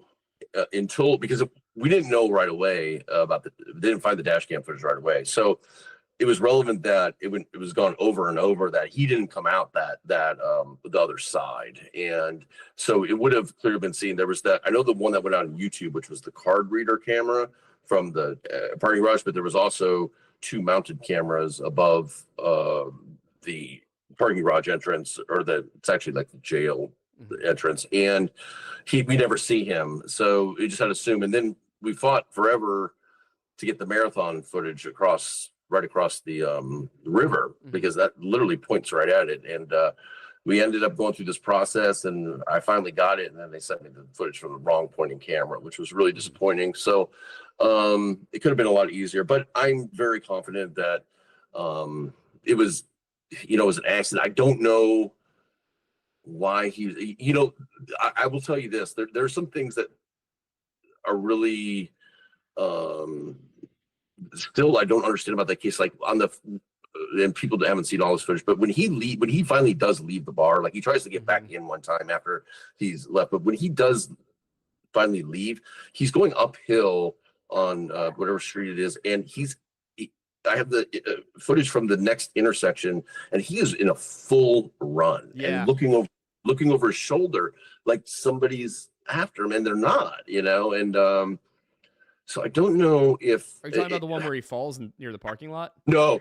So it was right before that, but it's a continuation of that. So he's looking over his shoulder, and then when the footage that you're talking about is when he takes a right off of that, cuts across the parking lot, and then wipes out, and I don't know. Like he did seem to think there was a couple, the reason he got thrown out of the bar was because he went up to two different bouncers and told me he was going to kick their ass. And that's not great. And they were nice about it. That is not how they described it. No, I was going to say that was such a deviation from the original story. Yeah, no, they were like somebody had said he was trying to do, I think a family member or something. Somebody said he was trying to do the right thing, and there was like some weird intervening of an argument between people, or somebody was getting harassed, and he was supposedly being like a good Samaritan. They made it sound like he stepped in to stop somebody from being bothered. Yeah, listen, he's like he drank too much, right? Yeah. But the thing is, the only reason that I bring that part up is because it is on camera, and it has been had by news agencies, including I think Nick Barris got it too, where you can see him getting a little combative, and then his friend, the whole group has like a booth upstairs at that bar, and they're all dancing and so loud nobody has an idea what's going on. His friend is like telling Riley when he's talking to the bouncer, he's like, just go sit down, Riley, go sit down. But Riley's like keeps questioning it, and then it's just like, you got to leave. But they were super nice about it, and there's no hands up put on anybody or anything. And Riley was fine about it. He left, and then it was just over drinking, and I think he had a really high. What people didn't pick up on the toxicology was that he had a super high THC. Ethanol, but also THC. They were people were at the Delta, but see, it was a different Delta. So there's Delta 9 that is under 3% THC, which is legal in Tennessee. But this was a test for the other Delta 9 that's above that. He had brought these 100 milligram gummies with him, and he had a couple of those, and I think those really hit him hard. Were they Delta 9, but the non-legal kind, or were they Delta 8? They were legal, but from I guess I think in Missouri it's legal, or not the sub 3%. There's on the toxicology test they put the cutoff value at 3%, because that way it won't pick up anything with a less than 3% concentration. And his came back at like 140 something. I mean, it was super high. So was Riley the one who had isopropyl alcohol? Oh yeah, but so that's a natural byproduct of decomposition. Wasn't it over the expected limit? That was actually in line with and keep in mind, the family did get a private autopsy done as well, and so they haven't questioned any of that, and the toxicology did all line up. I think it was, if I remember, it was like point. What was it? What point? I don't want to get it wrong on the alcohol. It was laced with something. It's possible. Well, my first instinct is I don't know exactly how this works in the liver, or like in the liver plus decomposition, but due to the fact that I'm sure he had like an insanely high, blood alcohol content, it may have been converted to that. There was also, somebody brought something up in the comments section about how isopropyl alcohol is used in certain manufacturing processes for certain variants of weed. Yeah. And listen, that's something we were looking at too, if somebody had something, but literally it's crazy, these clubs, these bars in Nashville on Broadway, the ones that they went to Garth Brooks, they went to Kid Rock's bar, and then they went to Luke 32. All of the bars I avoid in Nashville. These are like massive places, and they have it's unbelievable. I had no idea how much surveillance coverage they had. I mean, you are on camera every place you are in those things. So we could see, so it was actually a Texas or Tennessee Alcohol Bureau Commission that went and did a warrant for everybody's footage for the whole night. So we can see his drink the entire time. And what he had done is he brought some of his own drinks in. A couple of their college kids, right? They don't have the money to spend. So that's why they're like, you only have one, especially on Broadway. Yeah. That road. Yeah. So it's tragic because his family just loves that kid. And I feel so bad for them. And and same here, and that's the thing. Like, I hope people realize is that I know that for whatever reason, it's become this, and I'm not talking about you, I'm just talking to everybody, is like, try to realize too that Sebastian is loved by all his family, and they miss him and they want him back in whatever state that is so bad. And so let's find him before, let's put this energy towards finding him. And then if somebody needs to be prosecuted, then let's go full force with that. But right now, these people are hurting. They really are. I know people think that Chris and Katie, because they're quiet and they don't, they're not comfortable, doing this media and stuff, or hiding something. But I've spent a lot of time with these people now. They're broke. They're broken people. They really are. I mean, it's so, and same goes for Seth. I know Seth is also. So I don't know. Maybe we can have some sort of reset and just be nice. Get this back to we got to find Sebastian. We're coming on a year, and this is a 16-year-old kid that is out there somewhere, hopefully alive. Hopefully somebody's got him, and law enforcement that's law enforcement's side, right? But we can help in the search for him if we do it responsibly. And if that's the case, then find him and just put an end to to this nightmare that this family's going through. Do you think a renewed, as you said, you think he's probably within 0.7 miles of the house? Do you think a renewed search would find him, or do you think or do you think it needs to be more than just a renewed ground search? Where do you need ground penetrating radar and things like that? I do think there's got to be. In fact, I kind of made a call for, in case there's people that had access to ground penetrating radar. That, like I brought up earlier, those dump trucks dumping all that dirt, it worries me. Those houses are going up so fast. Yeah, I'd like to see. And I don't know anything about ground penetrating radar. I don't know how to operate them. I don't know how to read the returns. So, but if there's anybody out there that has access to that may be willing to help, God, it would help clear that area. It'd be great. Yes, there are. I know it seems like, hey, there was hundreds of searchers, but it's the area is so thick, and there's I do think it needs to be gone over again. Thousands of people searched for Dennis Martin, and they found nothing. Well, that's the thing is, one thing that we really realized when we went to Alaska and when we went to Tennessee to cover the things that happened in the Great Smoky Mountains is that, it's easy when you're sitting at home and being like, oh, well, it's such a small area and you've got, 20, 50, 100 people looking at it. How could you possibly miss anybody?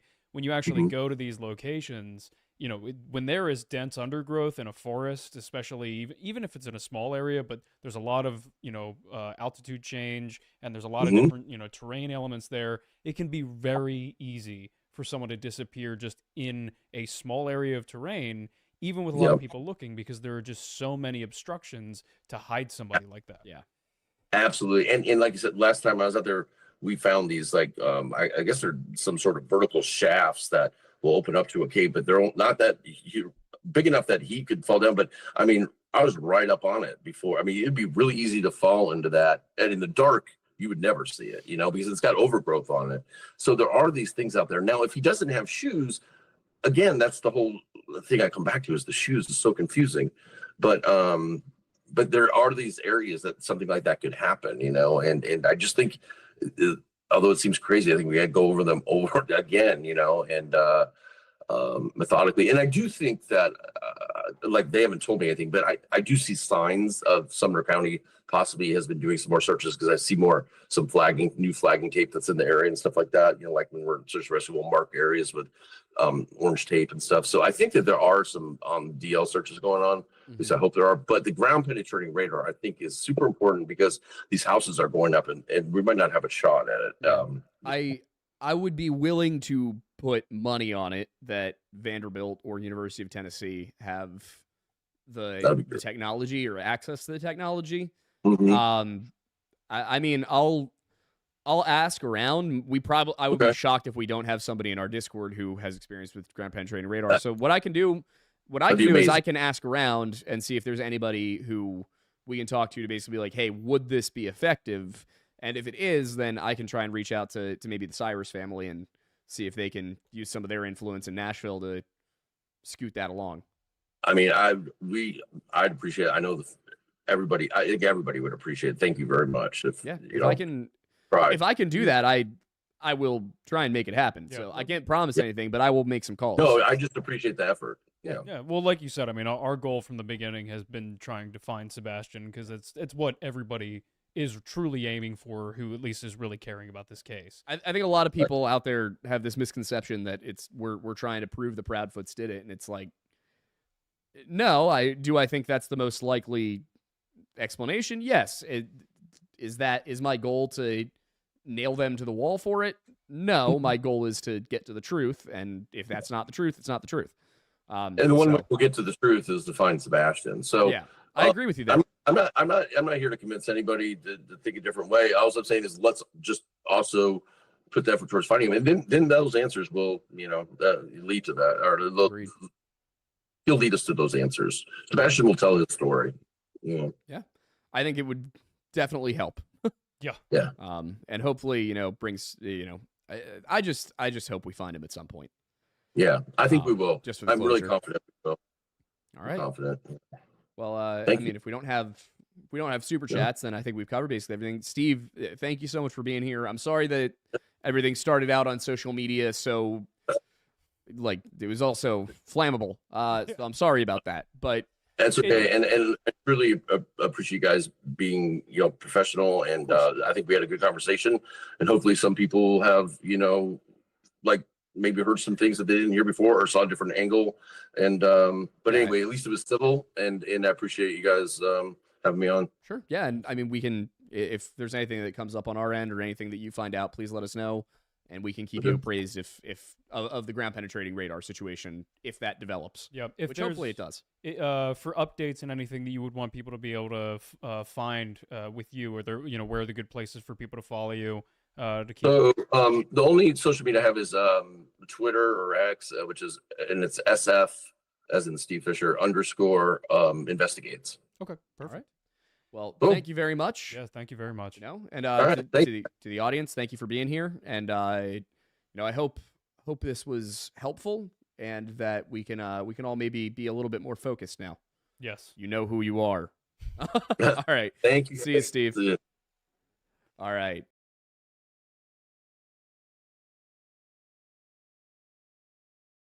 Back. It was bringing us to the lovely main screen here. Gotcha. You just hit the wrong button. I see how it is. Okay. Well, Archie, do you want to come up and say hi to everybody? Okay, that's your thing. Come on. All right, there he is. Which camera should he look at? Go to the main middle one for now. Archie, look what's over there. What's over there, Bubba? What's over there? What's up, Archie? There. What's there? Oh. Or hang on, I'll switch. There we go. Oh, you are. Oh my God, you see him on the. Oh, I see him. I see him everywhere. He's all over the place. He's such a good boy. Hi, buddy boy. There we go. I need Archie whenever we have to discuss difficult topics. He's my therapy dog. Oh, you want to put your pause there? Do you have things to say? He's looking at me for a cue as if he's not the one asking to speak. Yeah, Good boy. I'll put you down for a moment. He has his moments. Good boy. So, I think that was a good conversation. I think it was great. I think it was about as productive as it could have been. Yeah. It's good to know where there is solid, where there are the receipts for some things, where there are kind of like the, this is just my personal belief, and then where there's stuff that it's, I can't show you this, but I'm telling you I have it. So I think that there's a good spectrum there. I think that clears up a lot, because there were certain things that I was like, well, there were a few things that were said that I was like, okay, that's kind of what I expected. And then there were other things that it was, I get where you're coming from, but I disagree. Yeah. So I think that was a good conversation. I think it was very civil. My impression of Steve currently is that he's that he and I have an honest disagreement. I don't know. Or are you in the same boat there? Oh, 100%. No, I think in terms of the show overall, I think it was a great opportunity to clear the air on a variety of different things because there have been some questions lingering in my head today based on interviews I've seen him do previously about what like certain answers to questions really were. Yeah. And that wasn't him being cagey. It was just the nature of the conversations he was having prior. Things weren't necessarily clear. I'm glad and proud that hopefully based on this conversation, you know, that may be the case. And as a result, I feel a lot more confident about where he stands and also the fact that he genuinely does seem to be in good faith, but just like you said, has a different point of view and perspective on what exactly is going on here. I didn't want to make it an argument, but I do wonder. I'll send him some stuff, and I hope he'll look at it. Maybe see where, cause I just didn't want to turn it into a debate. So maybe he'll be able to see where I'm coming from with some of my concerns about Chris. So I'll send that along to him. You know, if he's got stuff he can send me, I hope he'll share. Yeah. You know, but I'm optimistic. Would we have him back on again later on for updates? Yeah, if there's a reason to have him back on, I think that would be perfectly fine. Also, you know, he's like, and here's the thing. I know some people are going to be mad at me that they were hoping I would make this into more of a gotcha kind of thing, try and, you know, put him on a cross. I don't think that would have been productive. You know, no, I don't like. He doesn't strike me as. Honestly, he strikes me as the kind of guy who's probably similar to me in a lot of ways. In that, like, if somebody is a dick to him, he's going to be a dick right back. But you know, I like to give people the benefit of the doubt. I did not get the impression that I was being deliberately deceived at any point. I felt like he was pretty forthcoming. And you know, I was honestly pretty surprised by a few of his by how honest a few of his responses were about just not knowing or, you know, how open he was. I think that a lot of the animosity towards him might come from some of the panels he's been on, not conducting interviews so much as trying to get him to say things that align with their side. Yeah. It was a very refreshing conversation. Yeah, I was happy with that conversation. You know, I don't have any ill will towards him, and I would hope that I'm correct in feeling that way. I mean, I think time will tell, and I think the big indicator is, as he reiterated a number of times in the show, and I think we did a good job of doing the same, is really at the end of the day, it comes down to trying to, and hopefully successfully, finding Sebastian at some point. Yes. All right. Well, for those of you who may not have seen our series on the disappearance of Sebastian Rogers, there are the 3 parts, and then there is an updated one that is a full. It's an update, and then all 3 of the preceding parts. It's 3 hours long. If you have a long drive, that would be the thing to watch. Also, you know, there's a bunch of you here. I don't know if you're new to the channel. If you are, and you appreciated the conversation, appreciate how we look at things, then I would recommend you take a look at our JonBenet Ramsey series. That has been, I don't want to say it's been a joy to work on, because that's not the right term, but rewarding. It's been very rewarding and very I feel satisfied with the work we're doing on that case. The reason being is because there seems to be so many different variations of the story out there. Yeah. And, you know, even from a semi-audience perspective, because I just do the research of the images and put it all together, being able to see all of that information accumulated and then distilled into a coherent timeline of events has been really nice. Yeah, that was all I wanted to do, because there's no timeline. No. There's no timeline out there. It's been hard to make a timeline. Did you get the email I sent you earlier today as well? Which one? Ramsey John did an interview like 4 months ago. That was separate from the Netflix thing, but it was like a long form, hour-and-a-half long interview where the interviewer goes through everything in terms of like even like the accusations of Burke and all that stuff. So it's like it'll be interesting to see. Yeah, I'll have to watch that. Because I think that interview and his responses in there will be interesting to analyze once they have been informed by the work you're doing now. I am so looking forward to finally getting to sit down and just go, they said this and this, and they said this here, and this was said here, and this is said here, and here's what actually happened. Yes. Kohler did a little bit of that, too, in his book, James Kohler. Yep. I'm not going to sit here and tell you the cops got everything right in that case, because they definitely did a lot wrong. But the way they were railroaded as a scapegoat is absurd. When do we get the Not the Alex Kuttner, the DA video. Alex Hunter? Alex Hunter, that's it. He will be coming up very soon. He was on vacation in Hawaii for the first week or two. Oh, that's right. We haven't gotten through the first week yet. Yeah. The first 4 parts of the series, so the first 3 hours approximately, cover December 26th through January 1st. Anyway, it's going to be a long series, ladies and gentlemen. It's going to be a long series. Going to be less frequent than we thought, unless these start doing much better all of a sudden out of nowhere. Yeah, but we will finish the series. For those who commented on the post I made the other day and were like, don't not finish the series. How could you guys do that just because of views? And I'm like, if it were performing average, I could keep it. But we have to think of something different because we can't just lose money. We are a business. Unfortunately, this is, in fact, how we live. Yeah, trust me, I fully intend to finish it. It's just I have to make sure everybody gets paid first. Yep. Because it's not just me. If it were just me, I could talk about whatever the hell I want every week, and we'd have a great time. But they would be much worse videos. So, thank you, everybody, for being here. We will have Seth and Tony on sometime in the very near future. I'm expecting the next few weeks. I'll reach out to Steve again and see if he wants to try and help us get Chris and Katie on here. Obviously, I would not be surprised if they did not want to walk into the Lion's Den on that. But now we can see, Chris and Katie, I can treat people I disagree with respect. May not have accused him of the things I accused you of, but not accused, suggested you may have done. Allegedly, in my opinion, perchance. But yeah, I feel good. I feel good about tonight. I feel good about it, not only in the sense of it was a good interview and it was a good summary of different elements of the story so far, but in terms of the idea of refocusing and kind of doing a little bit of a restart. Yeah, I hope for the general audience of this story that we can all kind of take a step in that direction and really refocus on that. I think a change.org petition might not be a bad plan either. I agree. Pop something up about ground penetrating radar. Yeah. All right. Well, thank you, everybody. It's been real. It's been good. Or has it? All right. I don't know what to say to end the show at this point. I'm Aiden Madison. Thanks for stopping by the Lore Lodge. Yeah, no, that works. All right, cool. Yeah. And that's Archie, and his tongue is out of his mouth because he has no teeth. Bye, guys. Bye.